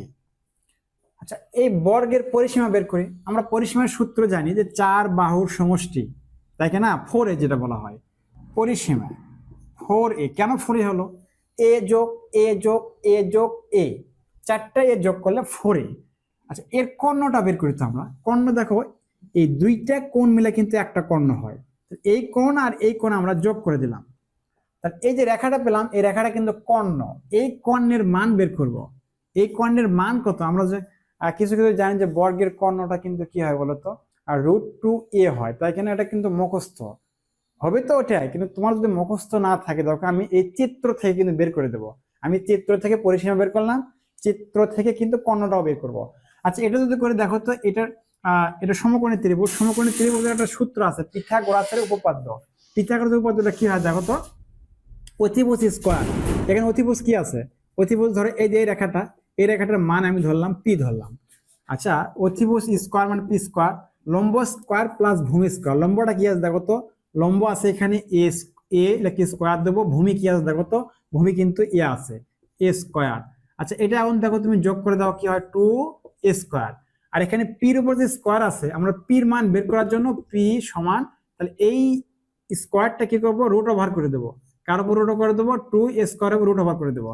আমরা জানি এই এর উপর পাওয়ার আছে 2, এই পাওয়ার উঠে গেলে রুট উঠে যায়, কিন্তু এই 2-র উপর কিন্তু পাওয়ার নেই, 2-র উপর কিন্তু রুট ওভার ঠিকই থাকবে, আর এখানে এ হবে। তোমরা অবশ্যই বুঝতে পেরেছো এটা, আমি আলাদা করে দেখে দিই যদি বুঝতে না পারো। এই রুট 2 আমি ঠিক লিখলাম, গুণন এই রুট 2 স্কোয়ার লিখলাম। আচ্ছা এখন জানো রুট 2, আর এই দেখো এই পাওয়ার উঠে গেলে রুট উঠে যাবে, থাকবে এ। এটা দ্বারা গুণ করো তো কি হয় বলো তো, এটা দ্বারা গুণ করলে রুট 2 এ। তুমি চাইলে এ কিন্তু সামনে লিখতে পারবে, কোনো সমস্যা নাই, সামনে নিলেও অ্যান্সার ঠিক, এভাবে রাখলেও অ্যান্সার ঠিক। আচ্ছা এটা কর্ণ, এখন তোমরা কিন্তু কর্ণ মুখস্থ করে ফেলো, এবং যদি মুখস্থ না থাকে তাহলে কিন্তু চিত্র দিয়ে তুমি কর্ণ বের করতে পারবা, পরিসীমা বের করতে পারবা। তাহলে সুতরাং আমি চিত্র দিয়ে কিন্তু কর্ণটা বের করে দেখে দিলাম তোমাদের, এটা হচ্ছে কর্ণ। কর্ণ পেলাম, কর্ণের দৈর্ঘ্য বা কর্ণটা কত পেলাম, রুট 2 এ পেলাম। এখন এখানে বলা হচ্ছে যে কর্ণের কত গুণ, পরিসীমা কত গুণ কর্ণের। তাহলে কর্ণ যেটা পেলাম আর পরিসীমা যেটা পেলাম, কে কত গুণ বেশি। আচ্ছা পরিসীমা তো বেশি হবে, কিভাবে দেখো আমি দেখে দিচ্ছি। এটা বের করবা কিভাবে, এই যে 4a ডিভাইডেড রুট 2a।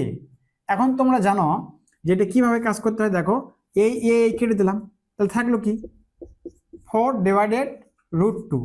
এখন কি করবা, আচ্ছা কোনো সংখ্যা দেখো এটা কি হবে রুট 2, আর এই 4 যে আছে, তাহলে কোনো সংখ্যাকে তুমি এভাবে লিখতে পারবে, দেখো 2 লিখলা, রুট 2 গুণন রুট 2 লিখতে পারবা, কারণ রুট 2 সূচক করে দিলা কি হয় বলো তো, 2 হবে। রুট ওভার দিয়ে দুইবার রিপিট করা যায়, তো মানে কোনো পরিবর্তন হয় না। কিন্তু এখানে 4 আছে তাই কি না, আমি 4 কে আগে ভাঙবো, 2 গুণন 2। এখন আমি এই একটা 2 কে দুইবার রিপিট করবো, আর রিপিট করার সময় অবশ্যই রুট ওভার ব্যবহার করব। দেখো এখানে যেটা ব্যবহার করছে রুট 2, এখানে 2 ঠিকই থাকবো গুণন, আর এই 2 কে আমি দুইবার রিপিট করব রুট ওভার দিয়ে, রুট ওভার 2 গুণন রুট ওভার 2। তাহলে মানে কিন্তু পরিবর্তন হয়নি, রুট 2 তুমি গুণ করে দেখো 2 হবে। এখন কি করবা, এই হরে রুট 2 আর লবে রুট 2 কেটে দেবা, কেটে দেওয়ার পর কি থাকে দেখো তো, এখানে 2 গুণন রুট 2 গুণ করলে কি হবে, আর 2 রুট 2। অ্যান্সারটা কিন্তু এটা আমরা পেয়ে গেছি। দেখো রুট 2 কোথায় আছে, রুট 2 অপশন গ নম্বর সঠিক অপশন। চতুর্ভুজের 4 কোণের অনুপাত 1:2:2:2:3 হলে বৃহত্তম কোণের পরিমাণ কত। আমরা জানি চতুর্ভুজের 4টা কোণ থাকে, এই 4টা কোণের সমষ্টি 360 ডিগ্রি। তাহলে আমাদের বৃহত্তম কোণের মানটা বের করতে হবে, 4টি কোণের অনুপাতের সমষ্টি, তাহলে 1 + 2 + 2 + 3 8। তাহলে এখন বৃহত্তম কোণটা কিন্তু এই যেটা 3 হবে বৃহত্তম কোণ, তাহলে এই কোণের পরিমাণটা কত বের করবো আমরা। আমরা জানি চতুর্ভুজের 4 কোণের সমষ্টি 360 ডিগ্রি, এটা কিন্তু আমাদের সবার জানা। তাহলে 360 কে ভাগ করবো কি দ্বারা বলতো, অবশ্যই এই 8 দ্বারা ভাগ করব। আচ্ছা দেখো এখানে লিখলাম বৃহত্তম কোণ, ভাগ করব কাকে বলতো, 360 কে ভাগ করব 8 দ্বারা, আর গুণ করব কি দ্বারা বলতো, অবশ্যই গুণ করব, এখানে বৃহত্তম কোণ 3 দ্বারা গুণ করব। এখন তুমি দেখো কাটাকাটি করো, কাটাকাটি করলে অ্যান্সার পেয়ে যাবা। আচ্ছা 8 দ্বারা যখন আমি 360 কে কাটবো তখন কিন্তু 45 পেয়ে যাবো। 45 কে যখন 3 দ্বারা গুণ করবো, দেখো 3 × 5 = 15, 5 হাত থাকে 1, 3 × 4 = 12, 1 = 13, কত পেলাম 135। এটা কিন্তু নর্মালি ডিগ্রি হবে, কারণ আমি এখানে ডিগ্রি দেইনি, কাটাকাটি করার জন্য দেইনি, এটা কিন্তু ডিগ্রি 135 ডিগ্রি। 135 ডিগ্রি হচ্ছে বৃহত্তম কোণের মান। দেখো 135 ডিগ্রি কোন অপশনে আছে, অপশন খ নম্বর সঠিক। যদি 12 সদস্য বিশিষ্ট কোনো কমিটির সদস্যদের মধ্যে 9 জন মহিলা হয়, তবে সদস্যদের মধ্যে শতকরা কত ভাগ পুরুষ। আচ্ছা এখানে দেখো টোটাল সদস্য কত, 12 জন, এই 12 জনের মধ্যে 9 জন কি বলতো, 9 জন মহিলা, তাহলে পুরুষ থাকবে কয়জন, ওই পুরুষকে আবার শতকরা দেখাতে হবে, একদম একটা সহজ অঙ্ক। পুরুষ সদস্য সংখ্যা 12 - 9, কেন বাদ দিলাম 9 বলতো, টোটাল সদস্য 12 জন, মহিলা হচ্ছে 9 জন, এই 9 জন বাদ দিলে যা থাকবে সেটা হচ্ছে কি বলতো, সেটা হচ্ছে পুরুষ। আচ্ছা এখানে থাকবে 3 জন, 3 জন হচ্ছে পুরুষ, এটা জন লিখলাম, এটা কিন্তু জন, ব্র্যাকেট দিয়ে আমি জন লিখে দিলাম। তাহলে পুরুষ কয়জন বলো তো? 3 জন। আচ্ছা 3 জন পুরুষ, কিন্তু শতকরা দেখাতে হবে। শতকরা দেখালে আনসারটা কিন্তু তুমি পেয়ে যাবা। 12 জনে পুরুষ 3 জন, অতএব একজনে পুরুষ হবে এত। শতকরা দেশে 100-তে কত হবে? কাটাকাটি করলাম, 3 দ্বারা 12 কাটলে 4, 4 দ্বারা 100 কাটো 25। 25% যে অপশনে আসে সেটাই সঠিক। অপশন ক নম্বর সঠিক। কোন ক্ষুদ্র সংখ্যাকে 12, 15, 20 ও 25 দ্বারা ভাগ করলে প্রতি ক্ষেত্রে 11 অবশিষ্ট থাকে। তাহলে এখানে যতগুলো সংখ্যা দেওয়া আছে এই সংখ্যাটা আমরা কি করব? সাধারণ গুণনীয়ক বের করব। আচ্ছা সংখ্যাটা আমি লিখে নিলাম যে 12, 15, 20, 25। এটা কয়বার ভাগ যায় দেখো তো? আমরা ছোট থেকে ভাগ দেবো, 2 দ্বারা ভাগ দেবো, 6। এটা যাবে না, যেটা যাবে না সেটা থাকতে হবে। একে 10, এটাকে যাবে না, 25 রাখবা। এখন কয়বার ভাগ যাবে দেখো তো? আবার 2 দ্বারা যায়, 2 দ্বারা ভাগ দেবো আমরা। 2 দ্বারা দিলে 3, যেটার মধ্যে যাবে না সেটা ঠিক থাকবা, 5, 25। এখন 3 দ্বারা ভাগ দেবো, 1, 5, 5, 25। এখন আমরা 5 দ্বারা ভাগ দেবো, তাহলে 5 দ্বারা ভাগ করলে কিন্তু 1 হয়ে গেল, 1 হয়ে গেল এবং 5 5 25 হয়ে গেল। তো এই যে আমরা সাধারণ কি বের করলাম বলো তো? এটা গুণনীয়ক বের করলাম। এই গুণনীয়ক দ্বারা আমরা একটা গুণিতক করব, মূল সংখ্যা করব। দেখো এখানে কি পেলাম আমরা? 2 গুণন 2 গুণন 3 গুণন 5 গুণন 5। আচ্ছা এই কটা গুণ করলে কি হবে বলো তো? এই কটা গুণ করলে কিন্তু অবশ্যই 300 হবে। তোমরা গুণ করে দেখতে পারো, 300 হবে। 2 দুগুণে 4, 3 4 12, 5 বরং 60। 60কে আবার তুমি 5 দ্বারা গুণ করবা, 300 পেয়ে যাবা। তাহলে এই 300 সংখ্যা পেলাম। এই সংখ্যাকে তুমি দেখো এই প্রত্যেক সংখ্যা দ্বারা, এই 12 দ্বারা, 15 দ্বারা, 20 দ্বারা এবং 25 দ্বারা নিঃশেষে বিভাজ্য হবে। কেন বিভাজ্য হবে? এই 300 কিন্তু আমরা তৈরি করেছি কোথায় থেকে? এগুলোর সংখ্যার সাধারণ গুণক নিয়ে তৈরি করছি। যেগুলোর সংখ্যার সাধারণ গুণক নিয়ে গণিতক তৈরি করবা, মূল সংখ্যা তৈরি করবা, ওই মূল সংখ্যাকে ওই সাধারণ গুণক দ্বারা প্রত্যেক সংখ্যা দ্বারা নিঃশেষে বিভাজ্য যাবে। তাহলে এখানে নিঃশেষে বিভাজ্য যাবে না, কি বলছে? 11 অবশিষ্ট থাকবে। তাহলে এই সংখ্যার সাথে তুমি কি করবা? 11 যোগ করে দেবা। 11 যোগ করে দিলে কিন্তু তুমি সঠিক উত্তরটা পেয়ে যাবা। 11 যোগ করলে কি বলো তো? 311। এটা কিন্তু অ্যান্সার। দেখো তো 311 কোথায় আছে? অপশন ঘ নম্বর সঠিক। যদি x প্লাস 1/x ইকুয়াল -5 হয় তবে x divided x square plus x plus 1 এর মান কত? আমাদের মান নির্ণয় করতে হবে, এই রাশির মান নির্ণয় করতে হবে। কিন্তু প্রশ্ন দেখো, এই রাশির মান নির্ণয় করবা, কিন্তু এখানে যে মান হুবহু দেওয়া নাই, এটা হচ্ছে x প্লাস 1/x সমান -5। এখান থেকে কিন্তু তোমাকে একটা ধাপ করে নিতে হবে। কিভাবে দেখো, যে x প্লাস 1/x ইকুয়াল -5। আচ্ছা এখন কি করো বলো তো? যেটা তোমরা জানো যে লসাগু করবা, x এর নিচে 1 আছে আর ax, 1 আর x এর লসাগু x। এবার লসাগু করার পর এই x দেয় এই লবকে গুণ করে দেবা, x square plus x x মিলে গেল, থাকে 1, 1 দা 1 গুণ করলে 1 পাবা, ইকুয়াল -5 যা আছে তাই। এখন কি করবো বলো তো? বজ্র গুণ করবা, কৌণিক গুণন। এর নিচে কি আছে? 1 আছে, 1 দা এটা গুণ করলে কি দেখো তো? x স্কোয়ার প্লাস 1 পাবা। আর এই x দ্বারা এই লবকে গুণ করবা, কৌণিক গুণ করলে -5x পাবা। এটার মান কি পালা? x square plus 1 equal -5x পালা, এটার মান। এই মানটা কিন্তু এর রাশির মধ্যে আছে, ওখানে স্থাপন করে দিলে কিন্তু অঙ্কটা তোমার সঠিক হয়ে যাবে। x divided x square plus x plus 1, এটার মান নির্ণয় করার জন্য আমরা কি করবো বলতো? x divided x square plus এই 1টা আমরা আগে লিখবো এখানে মিলানোর জন্য। এখানে x স্কোয়ার প্লাস 1 এর মান বের করছি, x স্কোয়ার প্লাস 1 আগে লিখবো, তারপরে কি করবো বলো? x লিখবো। এখন আমরা x স্কোয়ার প্লাস 1 এটার মান বসে দেবো। দেখো অঙ্কের মধ্যে যে এটা আমরা মিল করে লিখলাম, x স্কোয়ার প্লাস 1, এটার মান আমরা কত বের করে দেখো তো? -5x। ওইটার জায়গায় -5x বসে দেবো, -5x প্লাস কি বলতো? x। আচ্ছা এখানে কি হবে? বিয়োগ হয়ে যাবে। কিভাবে? যে -4x, ax x কাটা দেবো, তাহলে কাটার মান উপরে 1, নিচে হচ্ছে 4 মাইনাস। এটা কিন্তু অ্যান্সার। তাহলে এই অ্যান্সারটা কোথায় আছে দেখো তো? ঘ নম্বর সঠিক অপশন। 88 75% এ 25% ইকুয়াল কত? আমরা জানি এর মানে কি? গুণ।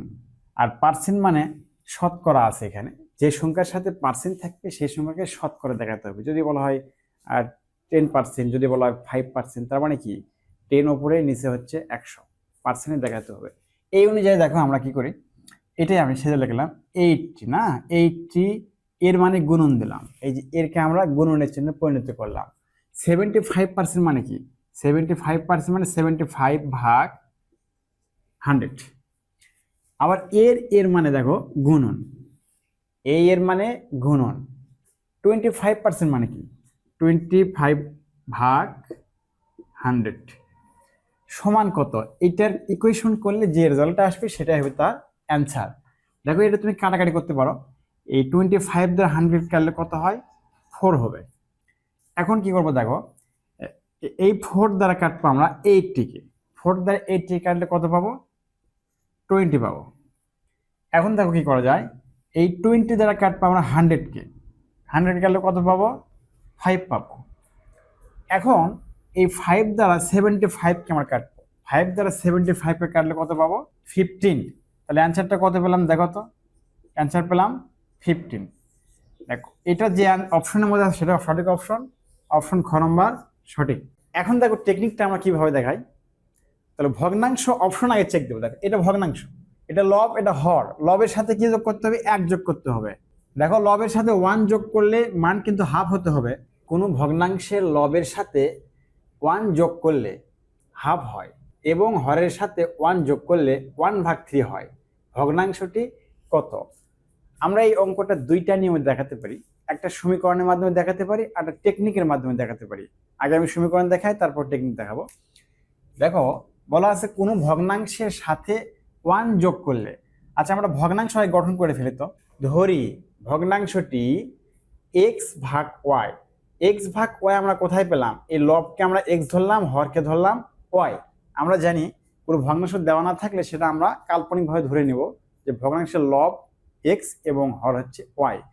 এখন অঙ্কের সত্য অনুযায়ী দেখো লবের সাথে 1 যোগ করলে মানে পুরো ভগ্নাংশের মান হাফ হতে হবে। এখন আমরা দেখো অতএব এই লব প্লাস 1 যোগ করে দিলাম, তাহলে ভগ্নাংশের মানটা কি দাঁড়ায় দেখো তো, ইকুয়াল হাফ হবে। এখানে যে বলা আছে লবের সাথে 1 যোগ করলে হাফ হয়, অর্থাৎ এই পুরো ভগ্নাংশের মান কিন্তু হাফ আছে। এখন আমরা সমীকরণ তৈরি করব, বজ্র গুণ করবো। দেখো কোনাকানি গুণন, এই হর দ্বারা লবকে গুণ করলে কি পাবো, দেখো এই হরে আছে 2 দ্বারা x এ গুণ করলে 2x প্লাস এই 2 দ্বারা 1 কে গুণ করলে 2 পাবো, আর এই 1 দ্বারা y কে গুণ করলে y পাবো। আমরা এটা পক্ষান্তর করব, 2x মাইনাস y ইকুয়াল -2। তাহলে এইটা সমীকরণ আমরা 1 নম্বর করে ফেললাম। 2 নম্বর করবো কি হয় দেখো, এখানে আবার বলছে এবং হরের সাথে 1 যোগ করলে, এবারে কিন্তু হরের সাথে যোগ করতে হবে, লবের সাথে না। তাহলে অতএব x ডিভাইডেড y, হর হচ্ছে এখানে y, এর সাথে 1 যোগ করলে পুরো ভগ্নাংশের মান কত হয় দেখো, 1/3 হয়। এখন আমরা বজ্র গুণ করব, এই 3 দ্বারা গুণ করব x কে, 3x ইকুয়াল এই 1 দ্বারা গুণ করব y কে প্লাস 1 কে, y প্লাস 1। এখন আমরা পক্ষান্তর করব, 3x minus y equal 1, number 2। দেখো 1 নম্বর আর 2 নম্বর সমীকরণ তুমি যদি ক্যালকুলেশন করো তাহলে কিন্তু x y এর মান পেয়ে যাবে, তাহলে ভগ্নাংশ গঠন করতে পারবা। আমরা 1 ও 2 কি করে বলো তো, 1 ও 2 বিয়োগ করে। দেখো কেন আমরা বিয়োগ করব, এখানে y এর আগে আছে মাইনাস, এখানে y এর আগে আছে মাইনাস, কারণ মাইনাস মাইনাস তো কাটা যাবে না, বিয়োগ করলে চিহ্নের পরিবর্তন হবে এবং কাটা যাবে, এই কারণে আমরা বিয়োগ করব। তাহলে 1 নম্বর সমীকরণ বিয়োগ 2 নম্বর সমীকরণ। 1 নম্বর সমীকরণে লিখে নেব কি আছে দেখো, 2x মাইনাস y ইকুয়াল -2। 2 নম্বর সমীকরণ আছে 3x মাইনাস y ইকুয়াল 1। এইটা বিয়োগ করার নিয়ম দেখো, চিহ্নের পরিবর্তন হবে, এখানে প্লাস আছে হয়ে যাবে মাইনাস, এখানে মাইনাস আছে হয়ে যাবে প্লাস, এখানে প্লাস আছে হয়ে যাবে মাইনাস।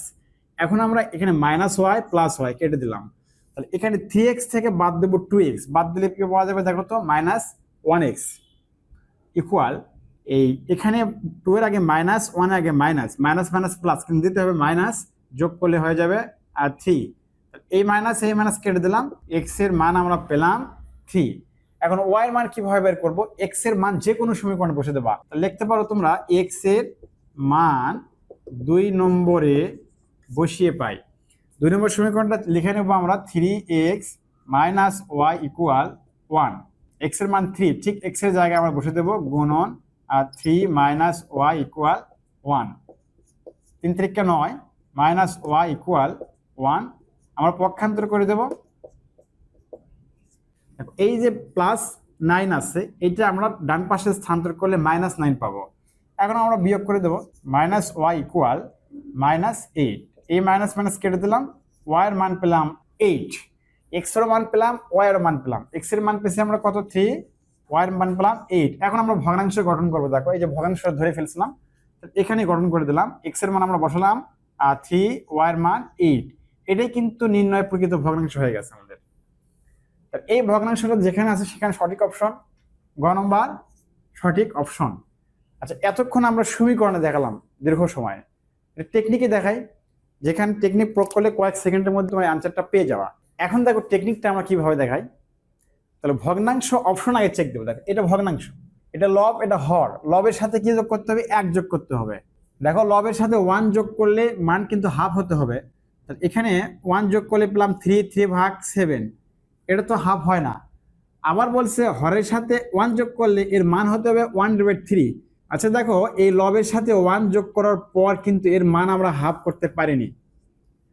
তাহলে আবারও বলছে হরের সাথে 1 যোগ করলে এর মান 1/3 হবে। আচ্ছা, প্রথম সত্য মিলে নাই। আচ্ছা দেখো, প্রথম সত্য যদি না মিলে দ্বিতীয় সত্য দেখানোর প্রয়োজন হয় না, কারণ সত্য দুইটাই মিলতে হবে, তাহলে সেটা সঠিক। যেহেতু একটা মিললো না আরেকটা মিলবে, এটা তো কখনো সঠিক হবে না। সুতরাং প্রথমটা যখন মিলেনি, দ্বিতীয়টাতে আমরা আর কখনো চেক দেব না। এই ক নম্বর ভুল আছে। খ নম্বর দেখি, লবের সাথে 1 যোগ করে দাও। 1 যোগ করলে এর মান কত হতে হবে? হাফ হতে হবে। তাহলে এখানে কি হাফ হয়? দেখো তো, 1 1 2 ভাগ 8, এটাকে যদি কাটাকাটি করো, এটাকে কাটাকাটি করলে 4, 1/4 না, এটা কিন্তু সত্য মিলেনি। সুতরাং খ নম্বরও ভুল। গ নম্বর দেখো, এই যে 1 যোগ করবো কার সাথে? লবের সাথে 1 যোগ করে দেব, +1। এখন দেখো তো, 3 + 1 4 ভাগ 8, কাটাকাটি করলে 2, এর মানটা দেখো হাফ। এই যে এখানে বলা আছে হাফ হতে হবে, এখানে কিন্তু আমরা এই লবের সাথে 1 যোগ করে কাটাকাটি করে মানটা কিন্তু আমরা পেলাম হাফ। অবশ্যই প্রথম সত্য মিলেছে, দ্বিতীয় সত্য আশা করা যায় মিলবে। দেখো আমি মিলে দিচ্ছি।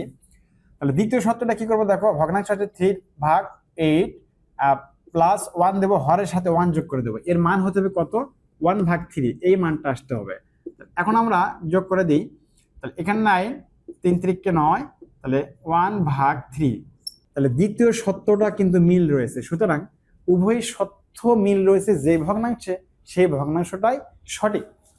এটা কিন্তু আমি ক্যালকুলেশন করেছিলাম সমীকরণের মাধ্যমে, এখানে সঠিক করেছিলাম গ নম্বর। আর ঘ নম্বর হবে না, তুমি যোগ করে দেখতে পারো। লবের সাথে 1 যোগ করে দাও, তাহলে এখানে পাবা 4, 4/5। সুতরাং প্রথম সত্য মিল নেই, এটা ভুল। বৃত্তের ব্যাস 3 গুণ বৃদ্ধি করলে এর ক্ষেত্রফল কত গুণ বৃদ্ধি পাবে? এই অঙ্কটা কিন্তু টেকনিকে দেওয়া যায়, বেসিকেও দেওয়া যায়। টেকনিকে কিন্তু কয়েক সেকেন্ড। বৃত্তের ব্যাস 3 গুণ, তখন অ্যান্সারটা হবে 9। বৃত্তের ব্যাস যদি 4 হয়, অ্যান্সারটা হবে 16। কিভাবে বুঝবা? এই অনুযায়ী দেখো, বৃত্তের ব্যাস 3 গুণ বৃদ্ধি করা হলে, তাহলে এখানে 3 লিখবো আমরা। 3 লেখার পর কি করে? পাওয়ার 2 দেবো, এটা গুণ করে দেখো 9, অ্যান্সারটা কিন্তু হবে 9। এই অঙ্ক আমরা দিলাম টেকনিক, এটা কিন্তু টেকনিক। যেভাবেই থাকুক অঙ্ক, তুমি যেভাবেই অঙ্ক থাকে, যে সংখ্যায় দিক, যদি বৃত্তের ব্যাস 2 গুণ বৃদ্ধি করতে বলে, দ্বিগুণ বৃদ্ধি করতে বলে, তাহলে 2 এর উপর পাওয়ার 2, 2 2 4। বৃত্তের ব্যাস যদি 5 গুণ বৃদ্ধি করে, তাহলে 5 এর উপর পাওয়ার 2, 5 5 25। সুতরাং এই টেকনিক দিয়ে আনসার কিন্তু সহজেই ঝটপট বের করা যায়। এখন আমরা বেসিক সমীকরণ দিয়ে শিখবো যে কিভাবে ব্যাসটা বৃদ্ধি করলে আসলে ক্ষেত্রফল কত গুণ বৃদ্ধি পাবে। বৃত্তের ব্যাস আমরা x ধরলাম, তাহলে ব্যাসার্ধ কত হয় বলতো? বৃত্তের ব্যাসার্ধ, এই ব্যাসকে 2 দ্বারা আমরা ভাগ করব, এটা ব্যাসার্ধ। এখন ক্ষেত্রফল করো, বৃত্তের ক্ষেত্রফল। তাহলে ক্ষেত্রফলের সূত্র জানি আমরা, পাই আর স্কোয়ার। আর মানে কিন্তু ব্যাসার্ধ, তাহলে এখানে পাই দেবো, আর এর মানটা আমরা কি নেবো বলতো? x/2 square. পাই, এটা গুণ করলে কি হয় দেখো, x² / 4। এখানে কিন্তু গুণ অবস্থা আছে, ব্র্যাকেট তুলে দিলাম, আমরা গুণ করে দিলাম। তাহলে এই পাই কিন্তু কার সাথে গুণ করবো বলতো? পাই x² / 4, এটা ক্ষেত্রফল। এখন বলছে বৃত্তের ব্যাস যদি 3 গুণ বৃদ্ধি করা হয়, আমি এই পাশে দেখাচ্ছি, 3 গুণ বৃদ্ধি করলে ব্যাসটা কি হবে দেখো তো। তো এই যে এখানে বৃত্তের ব্যাস, প্রাথমিক যে বৃত্তের ব্যাস এক্স, একে 3 গুণ বৃদ্ধি করো 3x। বৃত্তের ব্যাস 3x পেলাম, এই ব্যাসার্ধ কত? বৃত্তের ব্যাসার্ধ, একে ব্যাসার্ধ করতে গেলে অবশ্যই 2 দ্বারা ভাগ করব। এখন এই বৃত্তের ক্ষেত্রফল পাই আর স্কোয়ার, আর এর মান এখানে কি দেখো 3x ডিভাইডেড আর 2 স্কোয়ার পাই, এইটা গুণ করে দাও 9x স্কোয়ার ডিভাইডেড 4। এইখানে এই পাইটা গুণ অবস্থা আছে, গুণ করে দাও 9 পাই এক্স স্কোয়ার। এখন পরিবর্তিত ক্ষেত্রফল কিন্তু এইটা, আর আগের ক্ষেত্রফল এইটা, তাহলে এটার থেকে এটা কত গুণ বেড়ে গেল? এই বেড়ে যাওয়া দেখাতে পারলে কিন্তু অ্যান্সারে চলে আসবে। তাহলে আমরা কি করব, এই পরিবর্তিত ক্ষেত্রফল কত গুণ বেড়েছে 9 পাই এক্স স্কোয়ার ডিভাইডেড 4 ভাগ এই যে আগের ক্ষেত্রফল, এর দ্বারা ভাগ করতে হবে পাই এক্স স্কোয়ার ডিভাইডেড 4। এখন আমরা সাধারণ ভাগের নিয়ম জানি যে উপরে লব হর আছে, ভগ্নাংশ কিন্তু এটা দেখো, এটা পুরোটাই লব, এটা হচ্ছে লব, এটা হচ্ছে হর। লবের কিন্তু আবার লব হর আছে, ভগ্নাংশ আছে। এই জন্য দেখো এই নিয়মটা হচ্ছে এরকম 9 পাই এক্স স্কোয়ার ডিভাইডেড 4, আর এই ভগ্নাংশ আমরা লিখে নিলাম। আর এখানে যে বড় ভগ্নাংশের ভাগ আছে, এই ভাগটা আমরা গুণে পরিণত করলাম। তাহলে কি হয়, নিচে যে ভগ্নাংশ থাকে সেইটার হর লবে যায়, লব হরে আসে। তাহলে এই 4 যাবে উপরে, আর পাই এক্স স্কোয়ার আসবে নিচে। তাহলে 4 ভাগ পাই এক্স স্কোয়ার। এখন আমরা কাটাকাটি করবো, দেখো এই 4 কেটে দিলাম। আচ্ছা, এখানে আছে এক্স স্কোয়ার কেটে দিলাম, এই পাই কেটে দিলাম, থাকলো কি 9 গুণ। তাহলে এটা আমরা বলতে পারি অবশ্যই ক্ষেত্রফল কিন্তু 9 গুণ বৃদ্ধি পেল। তাহলে দেখো অ্যান্সারটা কিন্তু আমি অঙ্ক না করে প্রথমত করে দেখেছিলাম। খ নম্বর আছে অপশন সঠিক।